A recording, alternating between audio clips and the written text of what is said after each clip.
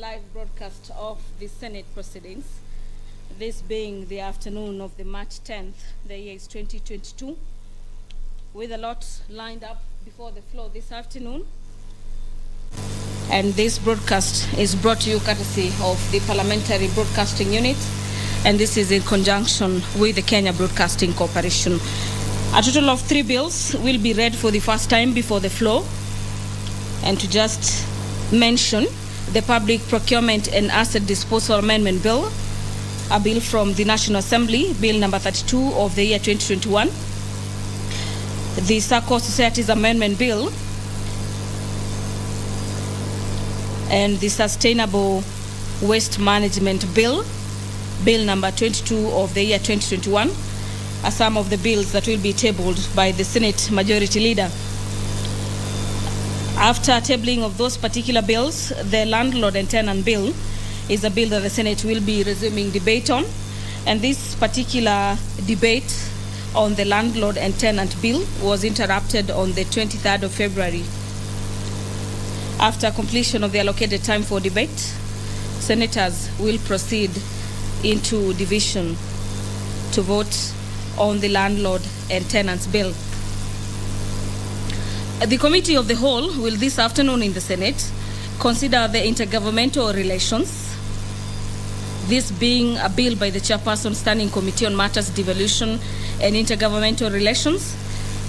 The Committee of the Whole will also be considering the Law of Succession Amendment Bill and the Preservation of Human Dignity and Enforcement of Economic as well as Social Rights Bill, this being a bill by nominated Senator Abshiro Halake, Bill number 21 of the year 2021.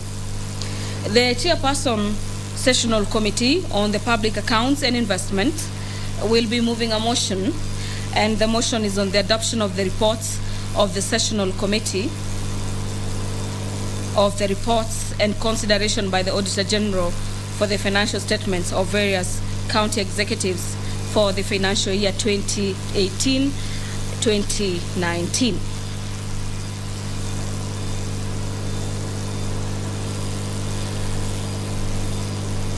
Pursuant to Standing Orders 48, subsection 1, nominated Senator Dr. Isaac Mwaura will be seeking a statement from the Standing Committee on Matters Energy regarding the circumstances surrounding the death of Mr. Felix Odhiambo, who happens to be a resident of Githurai Estate and who died from an electrocution.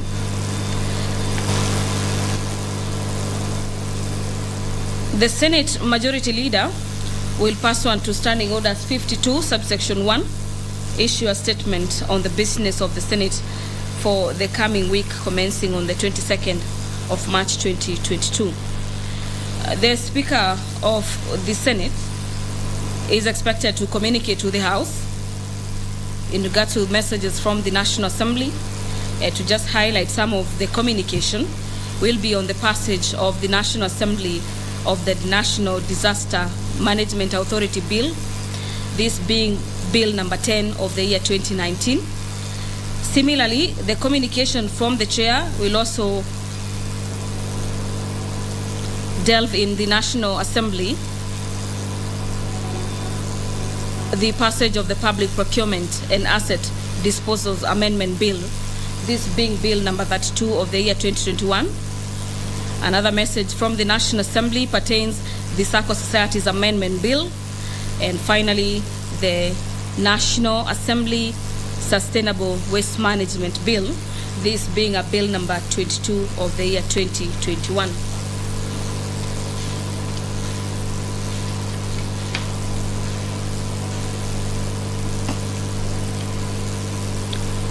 A couple of elections campaign management bills are also lined up for debate as they are in the second reading stage. The first bill is the Election Campaign Financing Amendment Bill, Bill number 51 by Senator for Narok County.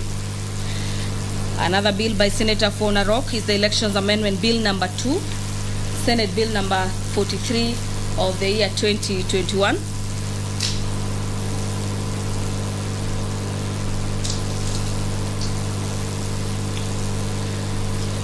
The House will equally be having a look and deliberating on the Persons with Disabilities Amendment Bill, a bill by Senator Aaron Cheriot and Senator Dr. Isaac Mwaura. This is a bill from the Senate, Bill number 29 of the year 2020. The Cotton Industry Development Bill, Bill number 55 of the year 2021, by the Chairperson Standing Committee on Matters Agriculture, Livestock and Fisheries, is also another bill before the floor this afternoon. The Senator for Laikipia County, Senator Francis Kinyua, is the Speaker presiding over the business this afternoon. I'm now handing you over for the live broadcast. My name is Gladys Mungai. Enjoy your Honorable Senators, let's pray. Almighty God, we beseech you to behold with abundant favor and blessings as your servants whom you have been pleased to call to leadership position in this republic. We seek guidance to treat and consider all matters that shall come under deliberations in so just and faithful a manner as to advance the peace, prosperity, and welfare of our country and of those whose interests you have committed to our charge. Amen.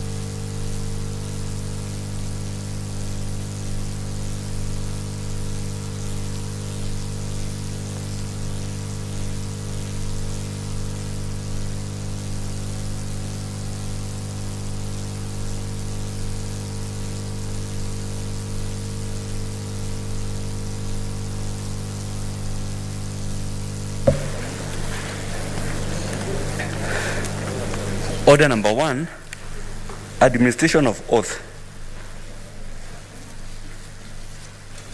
Order number 2, communication from the chair.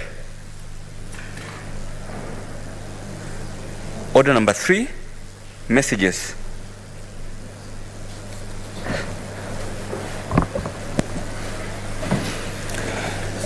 Honorable Senators, we have some messages.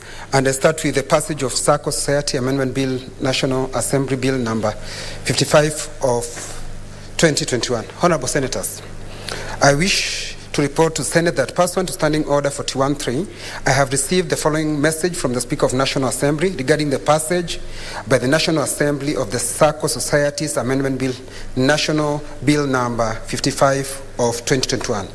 Pursuant to the said standing order, I now report the message pursuant to the provisions of Standing Order 41.1 and 42 of the National Assembly Standing Orders.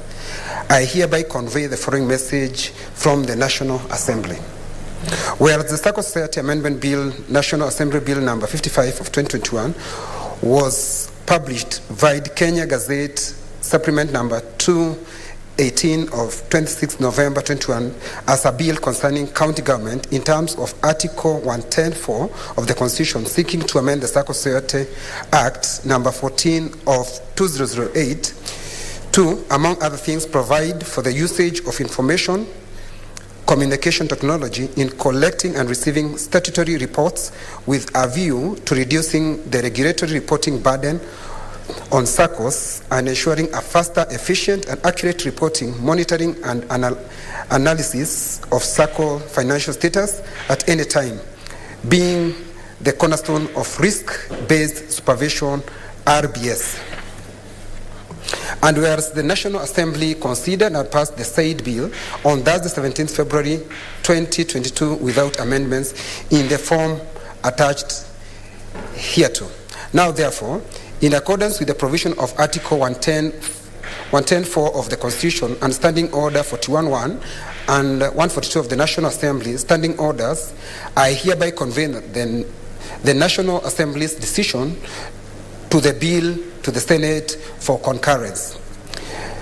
Honorable Senators, pursuant to Standing Order 157, which requires that a bill originating in the National Assembly be preceded by the Senate in the same manner as a bill introduced in the Senate by way of first reading in accordance with the Standing Order 139, I will at the appropriate time during the sitting call upon the clerk to read the said bill a first time.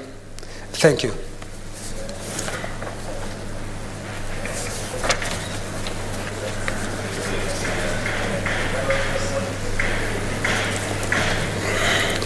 Honorable Senators, I wish to report to the Senate that pursuant to Standing Order 41(3), I have received the following message from the Speaker of National Assembly regarding the passage by the National Assembly of the Public Procurement and Asset Disposal Amendment Bill, National Assembly Bill number 32 of 2021. Pursuant to the same standing order, I now report the message pursuant to the provision of Standing Order 41(1) and 142 of the National Assembly Standing Orders, I hereby convey the following message from the National Assembly.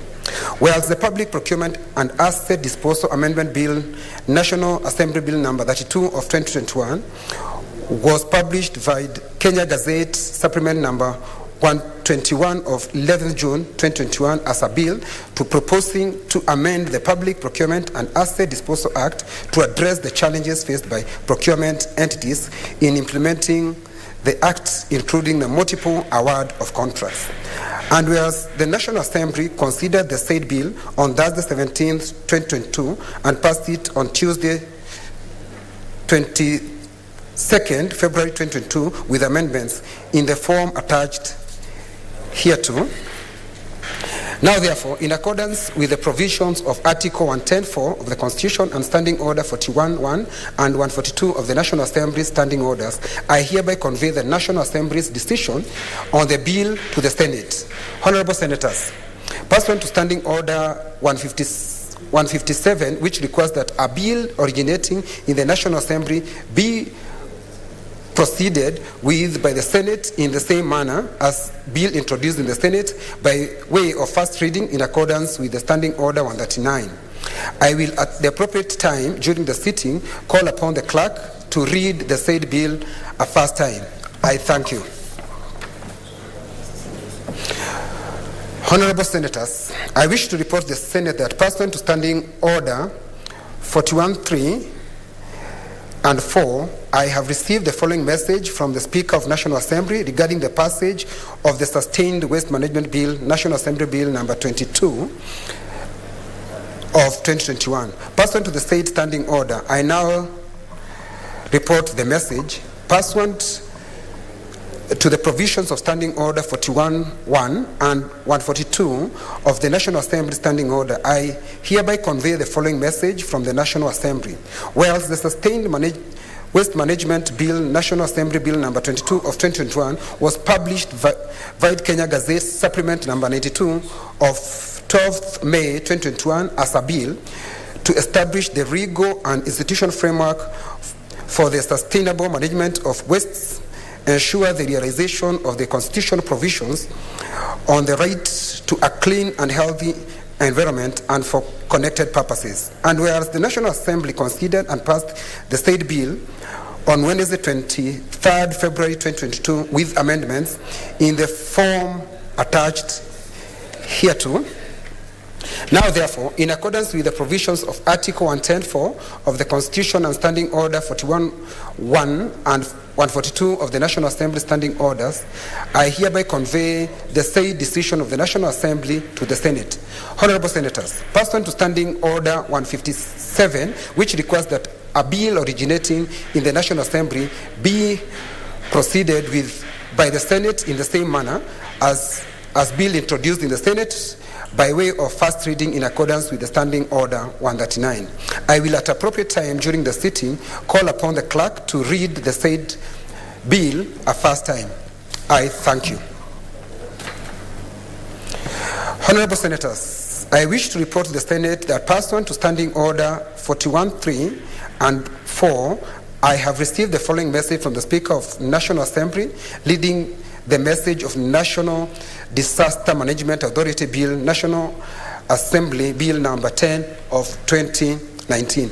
Pursuant to standing orders, I now report the message.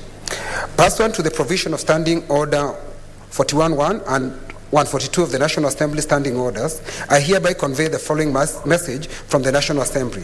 Whilst the National Disaster Management Authority Bill, National Assembly Bill number 10 of 2019, was published via Kenya Gazette Supplement number 17 of 1st March 2019 as a bill concerning county government in terms of Article 110(4) of Constitution, seeking to establish a centralized system of responding to and managing disasters in the country through the establishment of National Disaster Management Authority, which is to be the main body dealing with the disaster management in the country with a view to ensuring better response to disasters and reduced impact of disaster.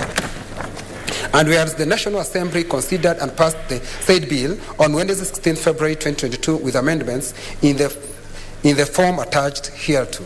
Now, therefore, in accordance with the provisions of Article 110(4) of the Constitution and Standing Order 41.1 and 42 of the National Assembly Standing Orders, I hereby convey the National Assembly decision on the bill to the Senate for concurrence. Honorable Senators, Article 110(3) of the Constitution requires that before either House considers a bill, the Speaker of the National Assembly and Senate shall jointly resolve any question to whether it is a bill concerning counties, and if it is, whether it is a special or an ordinary bill. This Constitution provision has not been met with respect to National Disaster Management Authority Bill, National Assembly Bill number 10 of 2019. As such, the bill ought to be aligned to Article 110(3) of the Constitution, following which the bill will be read a first time in the Senate. Honorable Senator, in view of the foregoing, the National Disaster Management Authority Bill, National Assembly Bill number 10 of 2019, as received from the National Assembly by the message dated Wednesday, 9th March 2022, will not be proceeded with in the Senate. I thank you.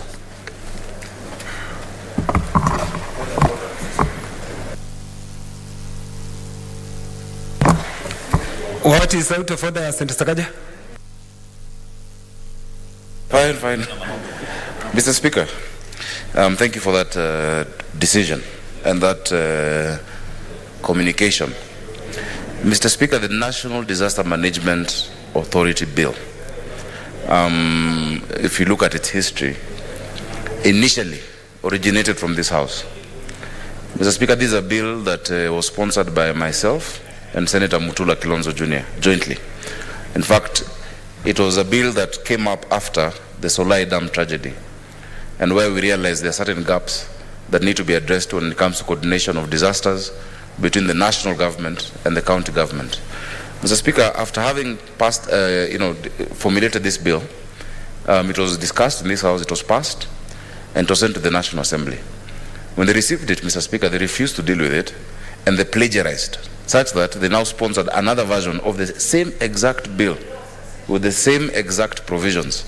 In fact, initially, the CS of Interior wanted to sponsor our bill. We said we have a right to initiate it, and then I think they gave it to a private member who sponsored it. Mr. Speaker, what I wanted to ask, even without discussing the matters of concurrence, because this is one of those bills that the court ruled needed to be republished, which we republished, and we passed it again in this House, and it went to the National Assembly, is that before dealing with what they have sent, can we get a status of where it has reached in that House? And because we cannot then now start doing our bill again, which has been plagiarized, that even if you look at the publication date, is a much earlier bill. Mr. Speaker, I thank you for your firm decision that because of concurrence, we will not look at it, but this is a matter that, Mr. Speaker, I would request. Because we say an eye for an eye, we all lose our sight. Ultimately, Kenyans need this law.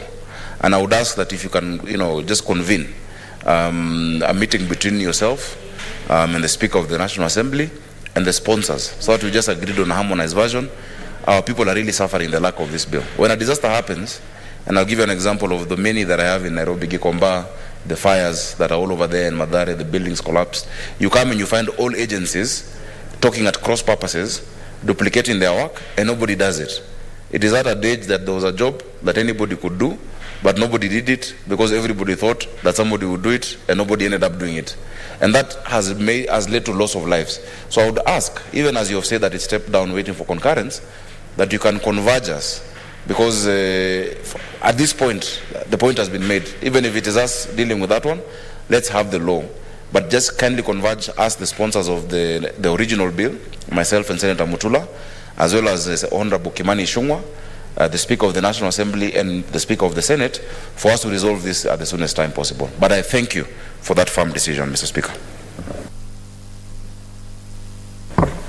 Thank you, Senator Sakaja. Senator Gertrude Msuruve.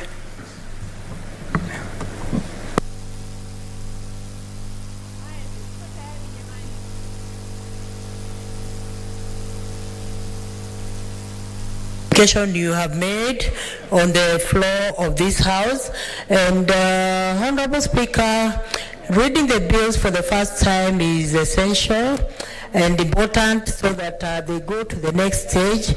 But there are some areas of concern, Honorable Speaker, and as much as you are seeking for concurrence from both houses, there are instances when bills go to the National Assembly and they take too long to be prosecuted, so that there are also concurrence goes on. And it is very important to realize that when bills go through concurrence and they're accented to, then they're able to correct a gap that is there, the challenges that are there. Like, for instance, the procurement bill, it will come in handily to correct the errors that are going on in county governments. So there's need also, Honorable Speaker, to also seek the indulgence, so that when it comes to bills, when they go to the National Assembly, they should be fast-tracked. And the issue of duplication of bills is of big concern, Honorable Speaker. I remember Senator Cheriot and Senator Mwaura developed a bill from this House, the PWD bill, and this bill actually is very important. But again, the National Assembly is coming up with the same bill, and the contents could probably be similar. There's a bill also we developed with the Senator Professor Kamar on special education that is really progressing well. But I hear from here say that the National Assembly also has such a similar bill with sometimes when you look at the contents, they may be similar. So they need to also see how to sort out such issues before before they are brought to this House, so that if there is a similar bill from the National Assembly and the Senate, they need to sit down and see how to merge. But the sponsors of the bills should not, their credit should not come down because of such issues, Honorable Speaker, because I know legislators spend sleepless nights working on bills. So when they are eventually developed, they should actually get the credit that they deserve. Thank you, Honorable Speaker, for your communication. Thank you. Senator Sakaja and Senator Gertrude Msuruve, I heard you. There are many pending issues in terms of bills which have gone to court, and all what I would want to say is that I want to assure you that our substantive speaker will have discussion with his colleague in the National Assembly, so that these issues can be sought amicably. I thank you.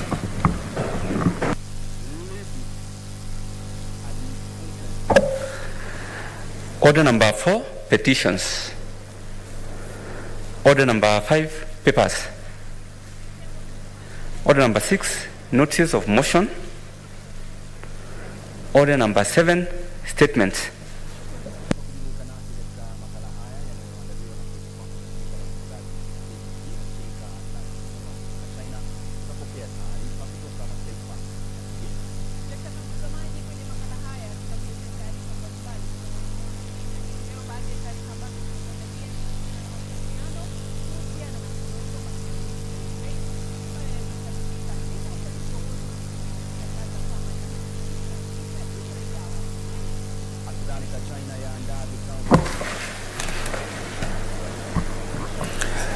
Senator Mwaura. Statement by Senator Mwaura.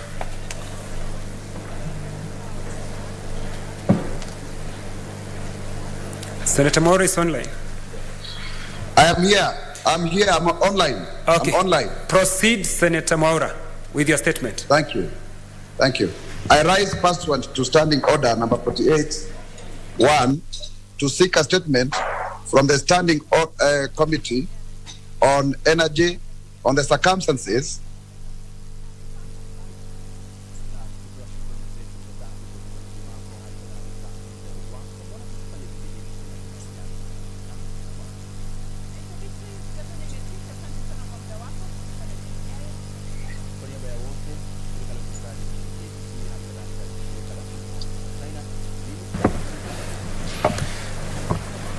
Senator Mwaura.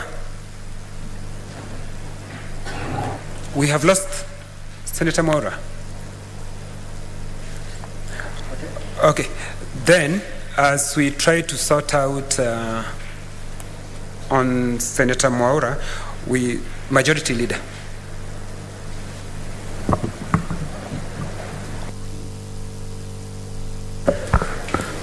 Thank you, Mr. Speaker. Pursuant to Standing Order 52-1, I hereby present to the Senate the business of the House for the week commencing Tuesday, 22nd March 2022. Mr. Speaker, as we proceed on a short recess from tomorrow, 11 March 2022, until Monday, 21st March 2022, I wish to commend committees and senators for the commitment that they have shown in processing business before the respective committees of the Senate. Increasingly, more reports on various legislative business have been tabled in the Senate. This notwithstanding, there is need for respective senators to monitor business that they are sponsoring that is listed in the order paper in order to avail themselves to prosecute it when scheduled. Mr. Speaker, on Tuesday, 22nd March 2022, the Senate will consider business that will not be concluded from today's order paper, as well as business indicated in the notice paper that has been annexed to the order paper for today. On Wednesday, 23rd March, and on Thursday, 24th March 2022, the Senate will consider business that will not be concluded on Tuesday, and any other business scheduled by the Senate Business Committee, including petitions and statements. Currently, there are 16 bills due for the second reading stage. I urge respective committees to uphold the efficiency that they have demonstrated in considering bills, as we look forward to having many reports on these bills tabled when we resume from recess. Mr. Speaker, currently there are 11 bills due for committee of the whole stage. I take this opportunity to urge committee chairpersons and senators sponsoring the bills to avail themselves so that we can conclude on these bills. This is part of the legislative imprint that this August House will leave, and thus every effort must be made to ensure that we pass those bills in good time. In addition to this, there are 48 petitions that are yet to be concluded in the Senate, and 3 motions respective standing committees are encouraged to expedite consideration of the said petitions and to table reports pursuant to Standing Order 232-2, while the movers of the motions are urged to be in the House when the same is listed in the order paper. Mr. Speaker, sir, I thank you and hereby lay the statement on the table of the Senate.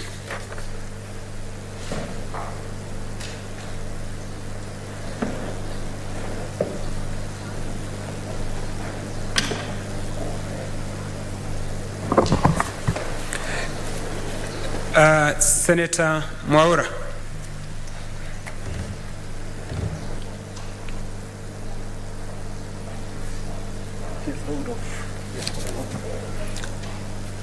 We don't have Senator Mwaura.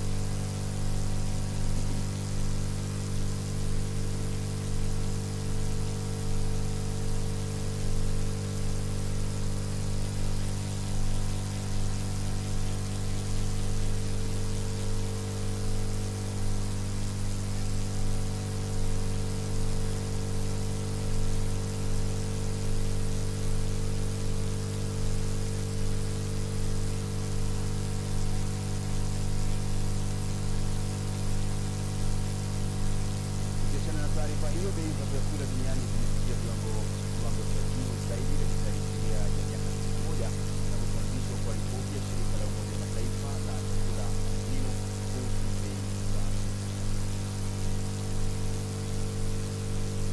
na nchini Kenya. Rais Uhuru Kenyatta wa Kenya alitangaza kuanzishwa kwa tuzo ya kimataifa ya amani na ajira kama sehemu ya sherehe za maadhimisho ya miaka 50 tangu kuanzishwa kwa shirika la Umoja wa Mataifa kuhusu mazingira. Order number 8, the Public Procurement and Asset Disposal Amendment Bill, National Assembly Bill number 32 of 2021, first reading. A bill for an act of Parliament to amend the Public Procurement and Asset Disposal Act and for connected purposes. Next order. Order number 9, the Circle Societies Amendment Bill, National Assembly Bill number 55 of 2021, first reading. A bill for an act of Parliament to amend the Circle Societies Act 2008. Next order. Order number 10, the Sustainable Waste Management Bill, National Assembly Bill number 22 of 2021, first reading. A bill for an act of Parliament to establish the legal and institutional framework for the sustainable management of waste, ensure the realization of the constitutional provision on the right to a clean and healthy environment, and for connected purposes.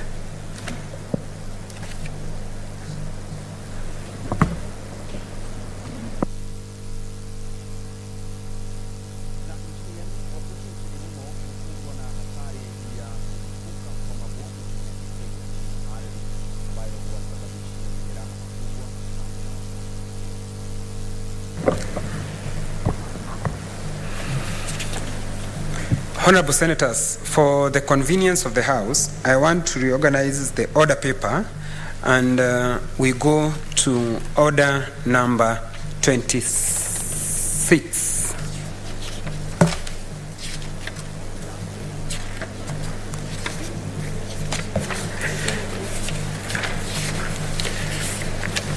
Order number 27, motion, fast-tracking cultural developments in counties.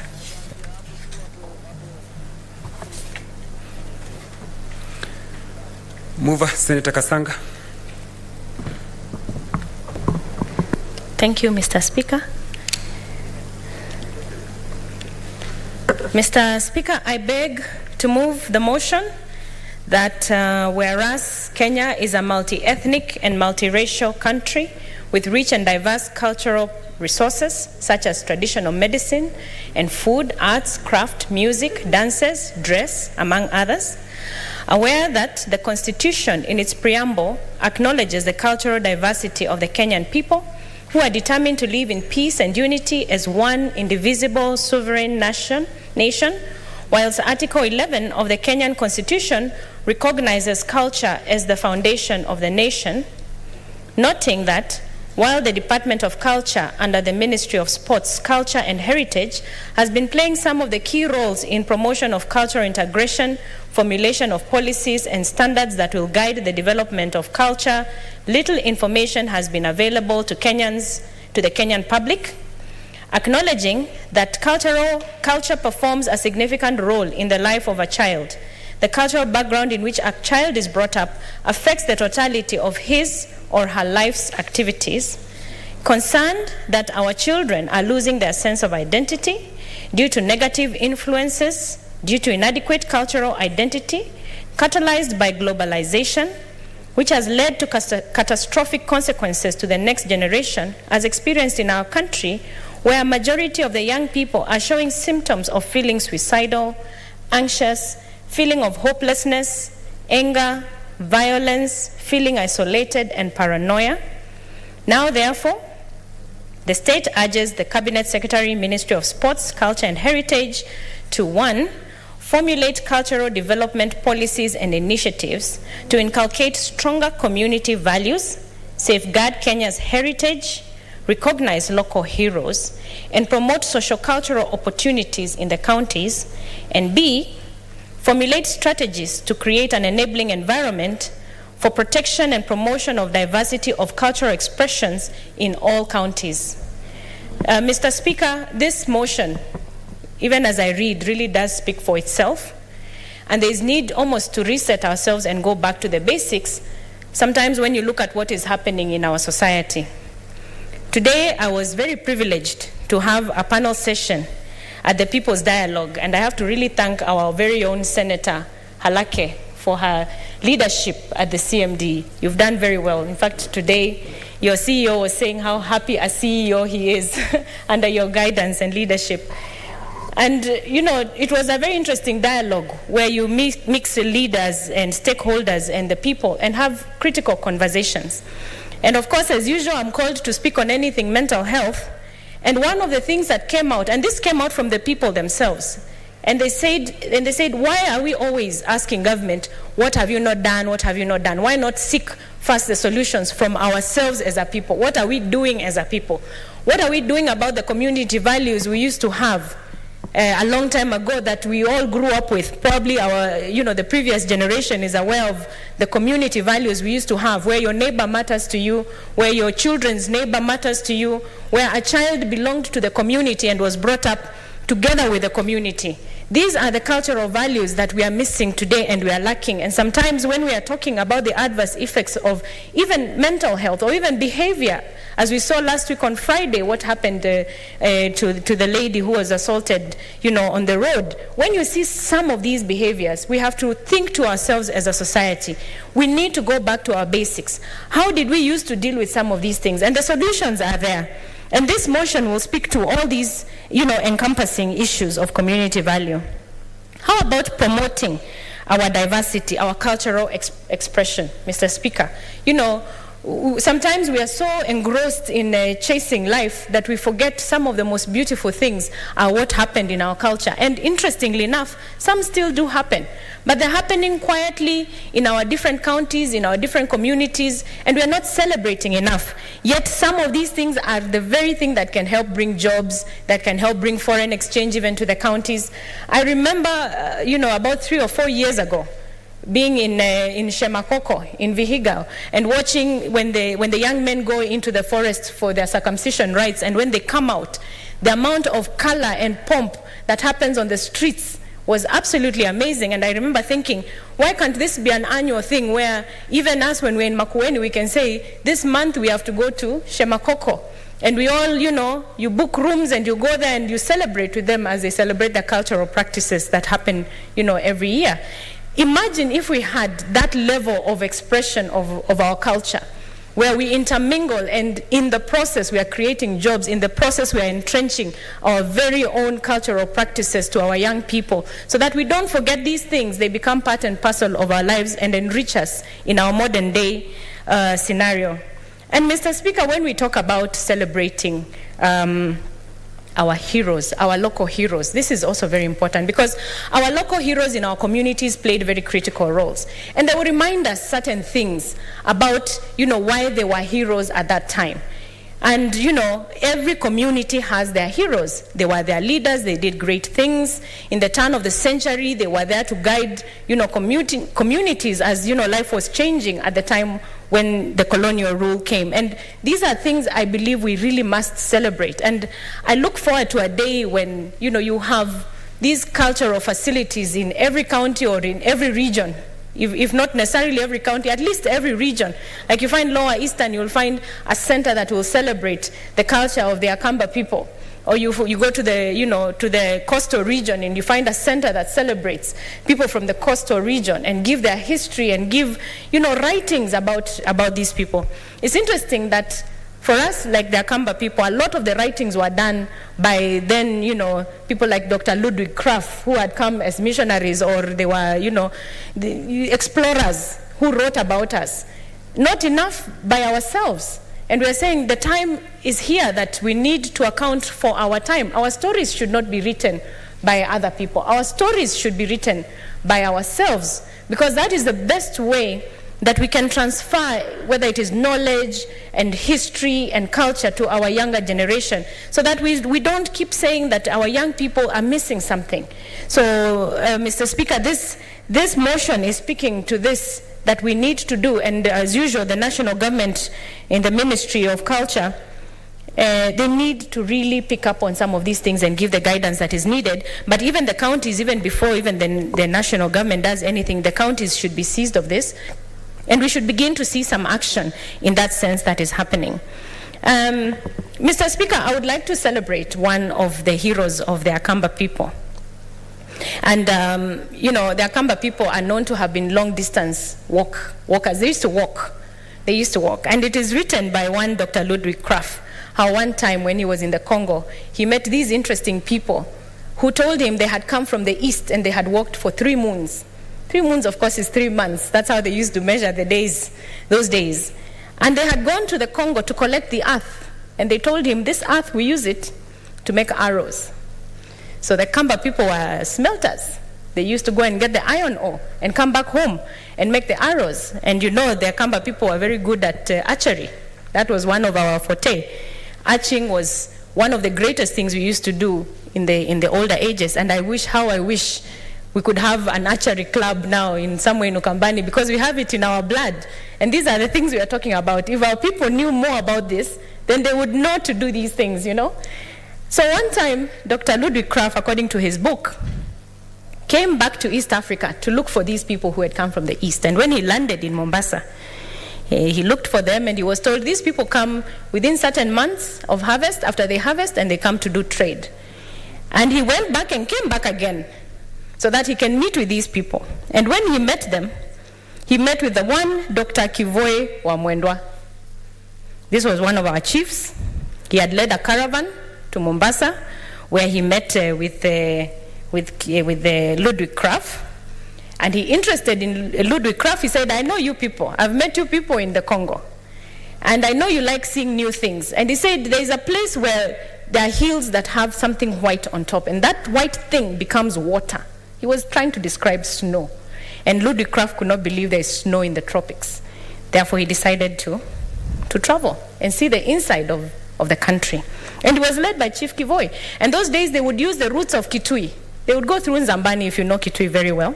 And when they get to a certain spot, you have the views of what we currently call Mount Kenya and Mount Kilimanjaro. And he pointed at the hills. And he gave the Dr. Ludwig Krapf and said, that one there, that one we call it Kenya. In Kikamba, Kenya. That is what they called Mount Kenya. At that time, Kenya. Because they were trying to describe an ostrich, which has a white little patch on top of their head. And that's what they termed Mount Kenya as. And on the other side, Kiemachanzalo, which is Kilimanjaro, the current day Kilimanjaro. And why they called it Kiemachanzalo, Kiema is a hill, and Cha, of course, off. And Nzalo, because it is difficult to climb. So they called it Kiemacha Nzalo.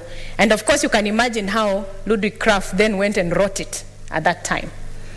So it's good to know that some of these names actually came from those days. And they came from practical experiences of our own people when they were trying to describe these things.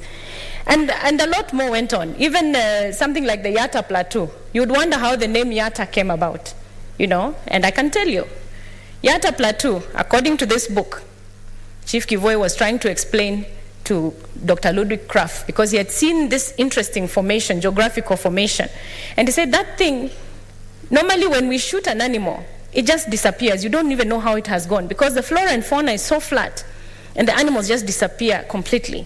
And they would say in Kikamba, ya hata, you know, I've shot something and it has just disappeared. How did it disappear? Ya hata. Then that ended up being what is called the Yatta Plateau today.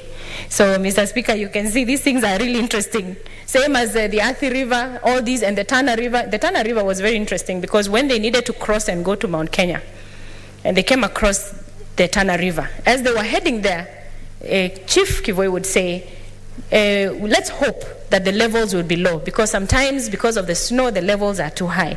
And when they got to the place where the levels were low enough for them to cross the Tana River, he said, Tana, that is, be happy. In Kikamba, Tana is be happy. Be happy, now we can cross. And that is what today is called the Tana River. So all these stories come from books that are written by not ourselves, but by others. And what I'm saying in this motion today, as we celebrate our cultures, is that we need to write our stories ourselves, and we need these stories to, and all our heroes to be celebrated, and all our culture to be celebrated by putting it in these cultural ways, having the policies in place, having even the places, whether it is the museums or places that can celebrate our culture across the country. And we as Kenyans then have the duty to go around and enjoy each other's diversity. Our diversity need not be the thing that divides us, but rather that puts us together and, helps us even create stronger economies, because we can use our own culture as methods of making money and celebrating each other. And let us look for cultural expressions. We have our own senator here, Senator Olekina, who would come with his traditional regalia. And I thought that was really nice. And I think we should try very hard that we should have at least one day in a week or one day in a month that we can celebrate our cultural expression by even dress wear. In some countries in Africa, you will find even school uniform is a cultural expression that is made from like our kitenge, the modern traditional look, which is a kitenge. You make school uniform out of vitenge, something that helps the children to also feel part and parcel of our culture, of our tradition. So, Mr. Speaker, let me end there and say that it's about time that we write our own stories. So I move the motion, and I request Senator Dr. Musruve to second. Thank you.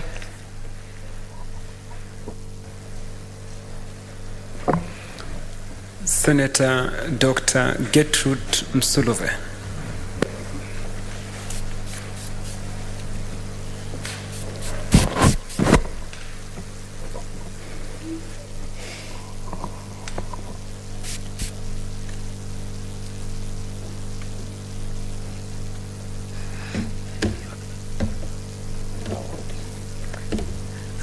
Thank you, Honorable Speaker, for giving me this opportunity to second Senator Kasanga on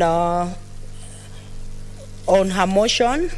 And Honorable Speaker, kindly, before I proceed, I just want to thank Senator Kasanga for coming up with this motion. And this motion, Honorable Speaker, is going to effect Article 11 of our Constitution.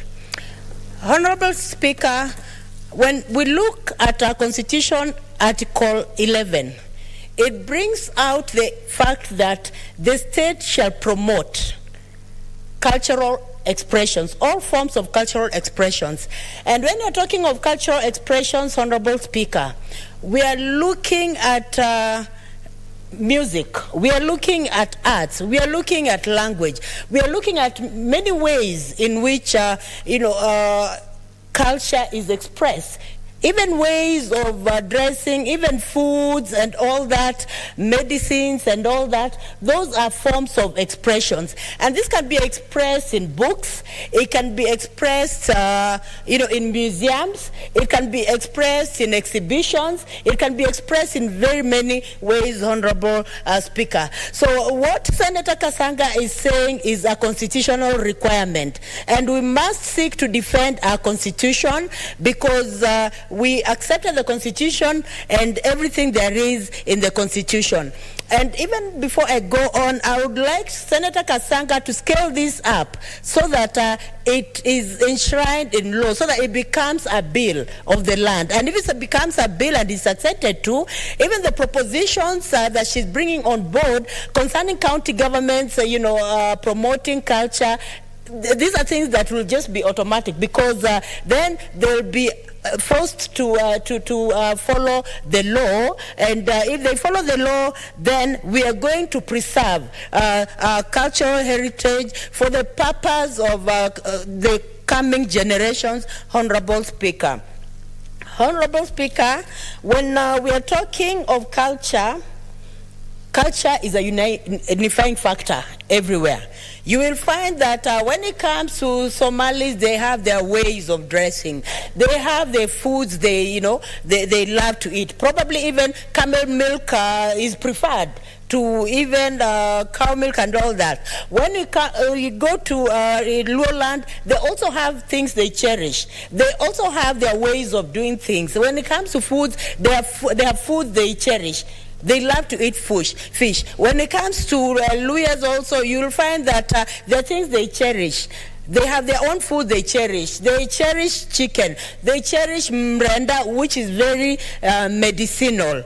Honorable Speaker, when it comes to even foods, when it comes to dressing, these are things that are very important. In fact, there are some cultural foods that are being used right now. Sometimes they're even taken from here, then they're exported maybe to China and other places. They're refined and they're brought here and they become very expensive, Honorable Speaker. Just to give an example of there's a stick that is normally eaten in Western and other places called mgombero. Mgombero is a stimulant, and it's chilled most of the time, and it is cheap. It can easily be found in the forest. And this mgombero was eaten long time ago. I remember even when my grandfather, Ruben Haguri Isuri, was taking us, to visit the forest. We would pluck the mgombero and would chew. And it was very good that as children we really love to do that. So I want to say, Honorable Speaker, that even the foods that are used in, our traditional foods. I remember when we were sick, even when I was a young child then, sometimes you would have a headache, sometimes maybe malaria, but we never went to hospital. There's some, foods that we just took. There were barks of trees that I remember we used, like muarubaini to treat some ailments, and aloe vera was also used traditionally to treat some ailments, Honorable Speaker. But it's unfortunate the young generation that is coming up are not aware of this, are not aware that there are some foods that come out strongly that are medicinal, that can help them, and they are traditional. And you'll find most of the time when it comes to foods, the youngsters will go for pizza. The youngsters will go for, foods that they're actually eventually disease-causing, forgetting that we have our own traditional food that can really help. Honorable Speaker, we cannot blame the young generation, but we need to put in policies, Senator Kansanga proposes on the floor of this House, policies that will ensure that we are developing the traditional foods, we are developing the traditional music and all that, Honorable Speaker. Even when it came to music, Honorable Speaker, we had different kinds of music. When, someone gave birth, there were music to just celebrate the occasion of childbearing. Every stage in life had music to celebrate. When it came also to funerals, there were dirges that would really express how sorrowful people were. And even among the dirges, there were some dirges that, were quick ones and to enjoy that someone was getting to the other side, transiting to the other side of the world, Honorable Speaker. But it's unfortunate that the youngsters are not aware of this. And for the case of our future and ensuring that our culture goes on, we need to really look for ways of ensuring that we do not lose out on this rich culture that we have, Honorable Speaker. And even when it comes to Kiswahili, Honorable Speaker, Kiswahili is a lingua franca. And being a lingua franca, we need to cherish it as a language and ensure that we are actually passing it to the next generation. Because, Honorable Speaker, there are some children who cannot even be able to speak Kiswahili. There are some children who just go to high-end schools all through, so they find it difficult when they're fully grown. And they want to learn Kiswahili, because as a leader, Honorable Speaker, for example, you cannot be a leader without Kiswahili. You must know Kiswahili as a lingua franca. That will help you reach out to the people you are leading, Honorable Speaker. So, Honorable Speaker, we find that there's a lot of good heritage that we are losing away. I will also give another example of passage to another level of life where boys were now being circumcised and being initiated to go to the next level, Honorable Speaker. I remember also when I was growing up, it was a rich culture.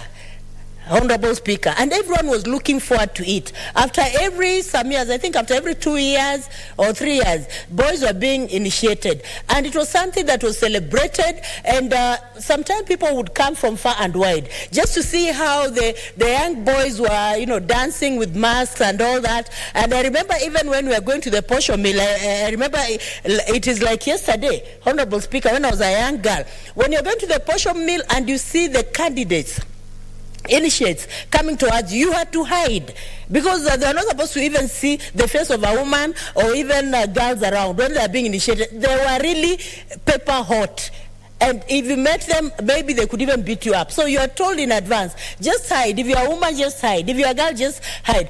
That culture was rich. And then there was a day when they were allowing now everyone to see them. So you would see them maybe once a week. So that day you go, you see them, they dance, and it was very, very interesting. And they would wear masks such that they would see you through the mask, but you could not see them. So everyone was looking forward to a time when they would be initiated and then given back to the society as men. That was a very rich culture, Honorable Speaker. And Honorable Speaker, we must ensure that county governments, and we must put county governments to task to ensure that they're developing our heritage. The national government normally sends money to county governments, and most of the time we pass monies to go to the county government. In the yearly development plan, county governments must ensure that they're allocating, resources to ensure that they're developing our heritage, to ensure that they're developing our culture in terms of even coming up with museums, Honorable Speaker.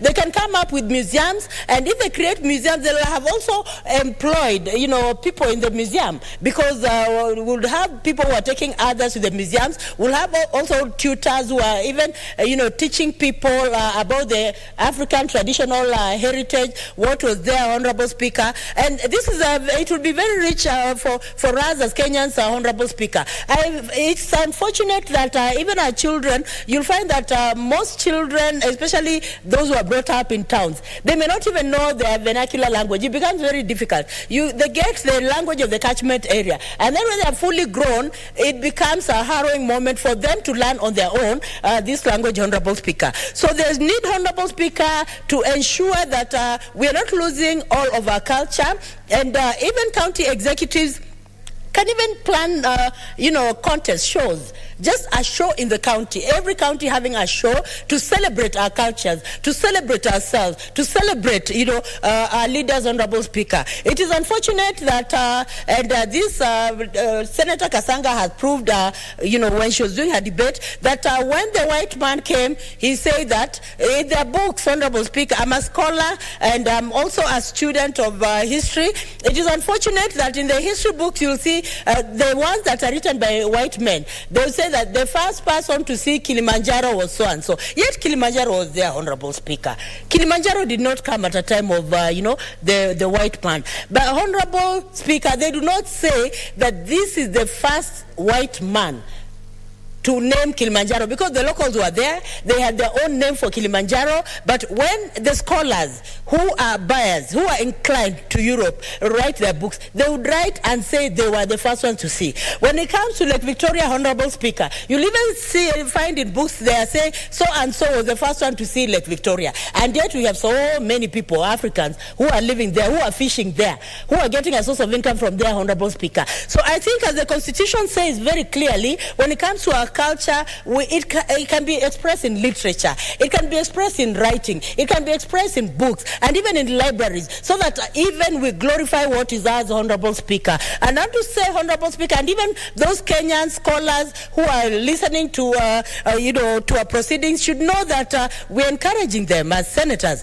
to ensure that they're coming up with writings that glorify our own, to ensure that they're coming up with writings that glorify our culture, Honorable Speaker. We cannot just sit and say that we do not have a culture. The culture comes from the West, Honorable Speaker. Honorable Speaker, culturally, you'll find that a long time we did not have children on the streets. in a situation where children's parents were dead, the community would embrace them. The community would take care of them. The community would ensure that they're feeding. The community will ensure that they're going to school and all that, Honorable Speaker. But at the moment, we have so many street children, Honorable Speaker. This is not one of our cultures, Honorable Speaker. And I want to give an example of Rebecca, wherever she is. Rebecca, whose mother, disappeared in the whirlwind. And they do not know their father, Honorable Speaker. You can imagine, Honorable Speaker, I want you to listen to this, that 3 children, their mother has gone mad, and they do not have a father. They do not have where they come from, Honorable Speaker, and they're just left on their own, Honorable Speaker. Traditionally, this would never happen. They would traditionally take care of these children and ensure they make a living, and they would become part of the family. Honorable Speaker, I remember I was given that burden of Rebecca, and I decided they'll be my children. I'll have another family there so that I can embrace them. I can take care of them, Honorable Speaker, as a mother, because I have the cultural values in me, Honorable Speaker. And I would not want to abdicate the cultural responsibility, Honorable Speaker. The communal responsibility we all have as Africans, Honorable Speaker. So I want to say, Honorable Speaker, even the media should always be glorifying the foods we eat, the songs we believe in, and everything about our culture, Honorable Speaker. That is how we are going to sustain our culture, Honorable Speaker. We have a ministry that deals with culture, but Honorable Speaker, they need to interrogate whether this ministry is really alive in ensuring that we are encouraging development of our culture. We are also grooming our children, Honorable Speaker. They can have competition so that those who excel in cultural activities can be awarded, Honorable Speaker. Even counties that do well in cultural development, they can also be awarded, and they can be given recognition, Honorable Speaker. Even presidential, recognition, Honorable Speaker. Honorable Speaker, when it comes to music, we have very, very strong artists who are not even embracing, the local artists. They can do very well in singing Kibukusu, Kikuyu, Maragoli, and all other African languages, Honorable Speaker. We need to ensure that these artists are brought on board. We are encouraging them, we are supporting them so that they can grow our culture, Honorable Speaker. And even Article 11 says clearly, Honorable Speaker, there is need for royalty. There's need for compensation for using other people's culture. But in the media, you'll find that people's culture are used, no compensation. Local artists who are very strong, they're very creative, they're used, no compensation, Honorable Speaker. We need to look for mechanisms of compensating and encouraging culture so that it propagates, Honorable Speaker. I beg to second this statement, Honorable Speaker, and I calling upon my fellow senators to do the same, and so that this motion goes to the relevant office for execution, Honorable Speaker. Thank you.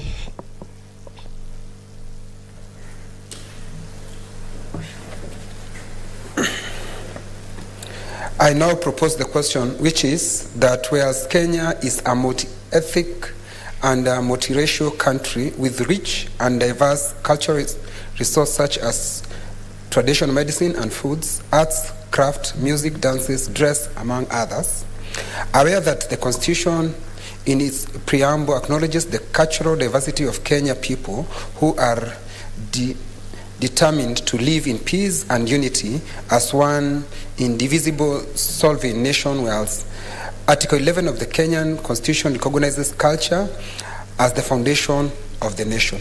Noting that while the Department of Culture under the Ministry of Sports, Culture and Heritage has been playing some of the key roles in promotion of cultural integration, formulation of policies and standards that will guide the development of culture, little information has been available to the Kenyan public.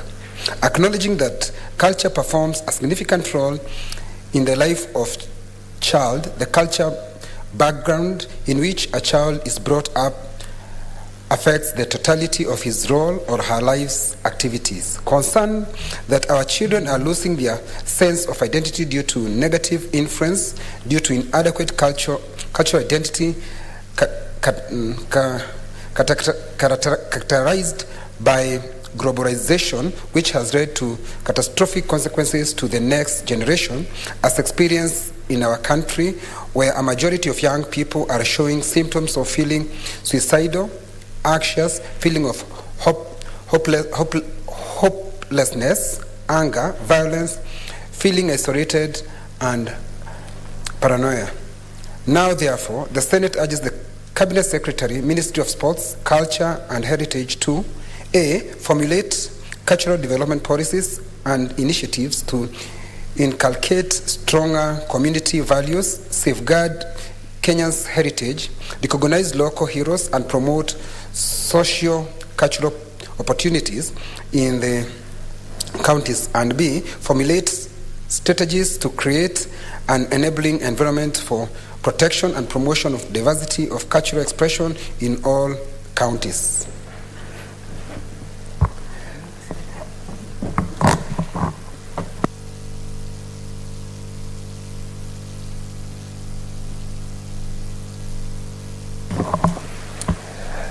Senator Mwaura.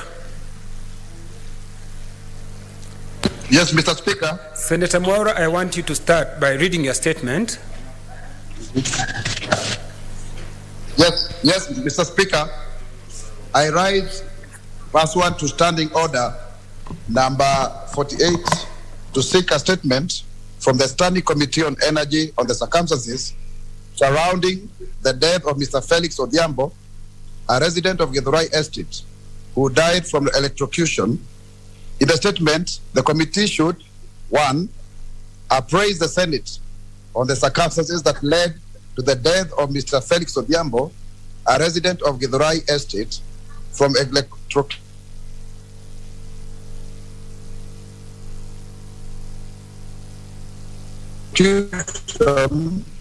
and provide an update on the investigations into the death.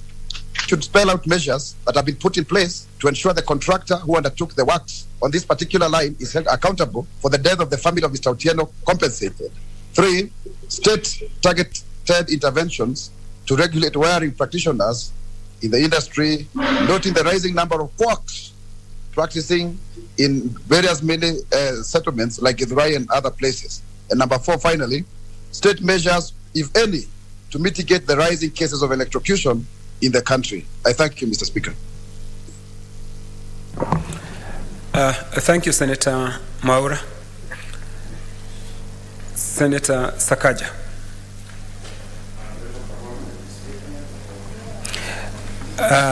You had said you wanted, you had requested when... Yes, I want to speak. I mean, we're on this bill. I'd like to speak to it. But also, Speaker, I can't ignore what Senator Mwaura has asked for. This man, Felix Odhiambo, was electrocuted in Mwihoko. You know, we share Githurai. Githurai 44 is in my county. 45 is in Ruiru, in Kiambu County. But this gentleman, his death was very curious because he is known within Mwihoko to be, you know, he does a lot of this electrical work. But on this date, of course, when you go up the pole, they switch off the power. But when he went up, it was switched off. Then while he was up, it was switched back on while he was up there.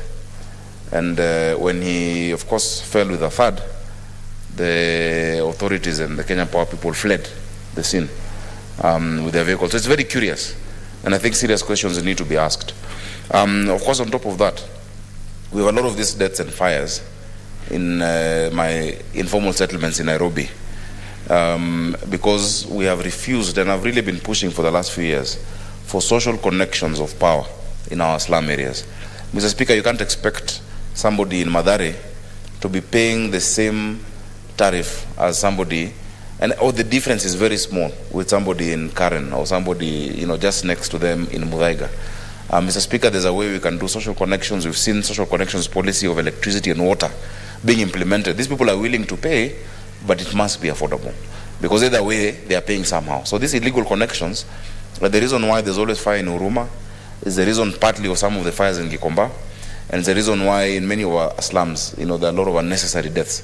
Because today, and I think as a fourth generation right, electricity is one of the new rights that people should have. And even soon, access to internet is going to be, when you're talking about an urban area. So I want to thank Senator Mwaura for that statement, and I hope that the committee that it's been, you know, given to can act on it.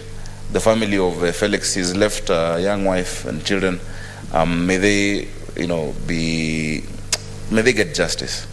There's nothing that can be done that will bring back his life, but let them feel a sense of justice, and that it is not a practice that can be condoned going forward. Let things be done professionally. But again, I still appeal to Kenya Power. I went to them in 2017. I went again in 2018. Of course, there had been a lot of changes in the leadership.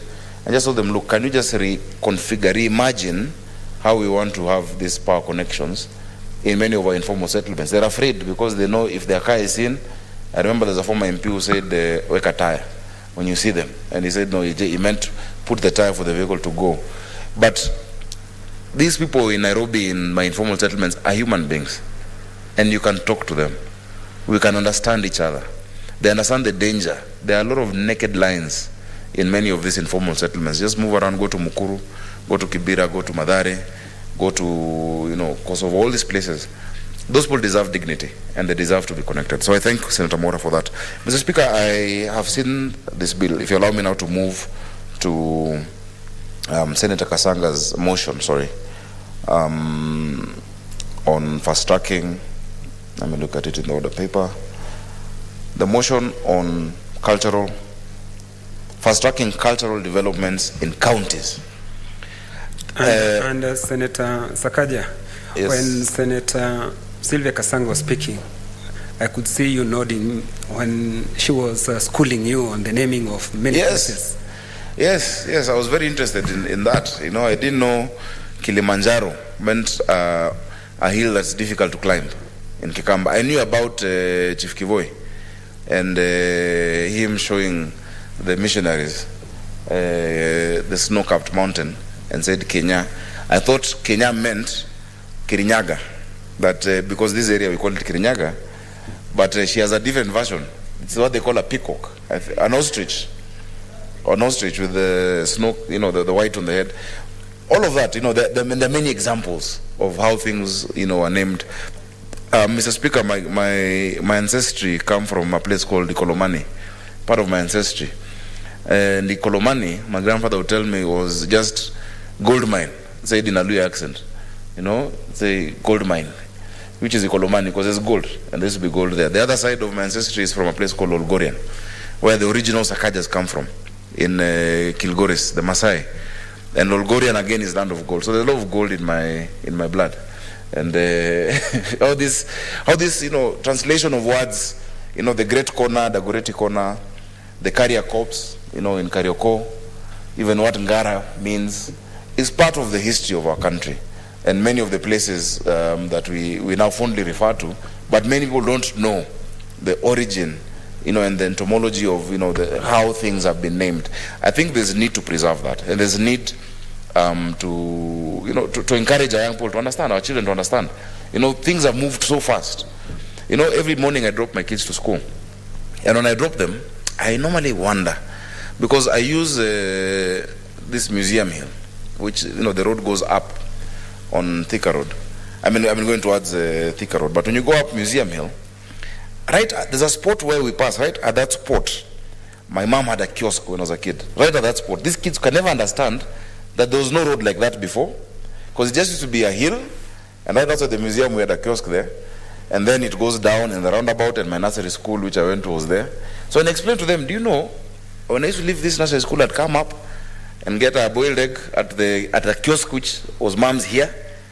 You can't fathom, because they don't know Nairobi without that. Now with the expressway, they will never understand that this didn't exist. If you look at Thika Road, how it is today, and Langata Road, can you try and remember how Thika Road used to be? So development obscures memories of what we used to have. And which is why I remember during the last time we were commemorating the death of the founding father, Mzee Kenyatta, I told President Uhuru Kenyatta that, there are many people who didn't see Kenyatta, including myself. But today I'm a leader. There are many people who are not alive when Jomo Kenyatta was around. This mausoleum must be turned into a presidential museum, or expanded into a presidential museum, where young people can come and see this was our history. Just because you remember it, there's a generation that doesn't remember.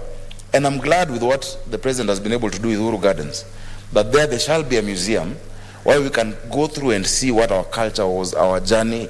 And it's very poetic that it's at the place where our first flag was flown as a Union Jack was brought down. We must remember it. And so I am grateful to understand it. You know, there's a lot of beautiful things from our different communities.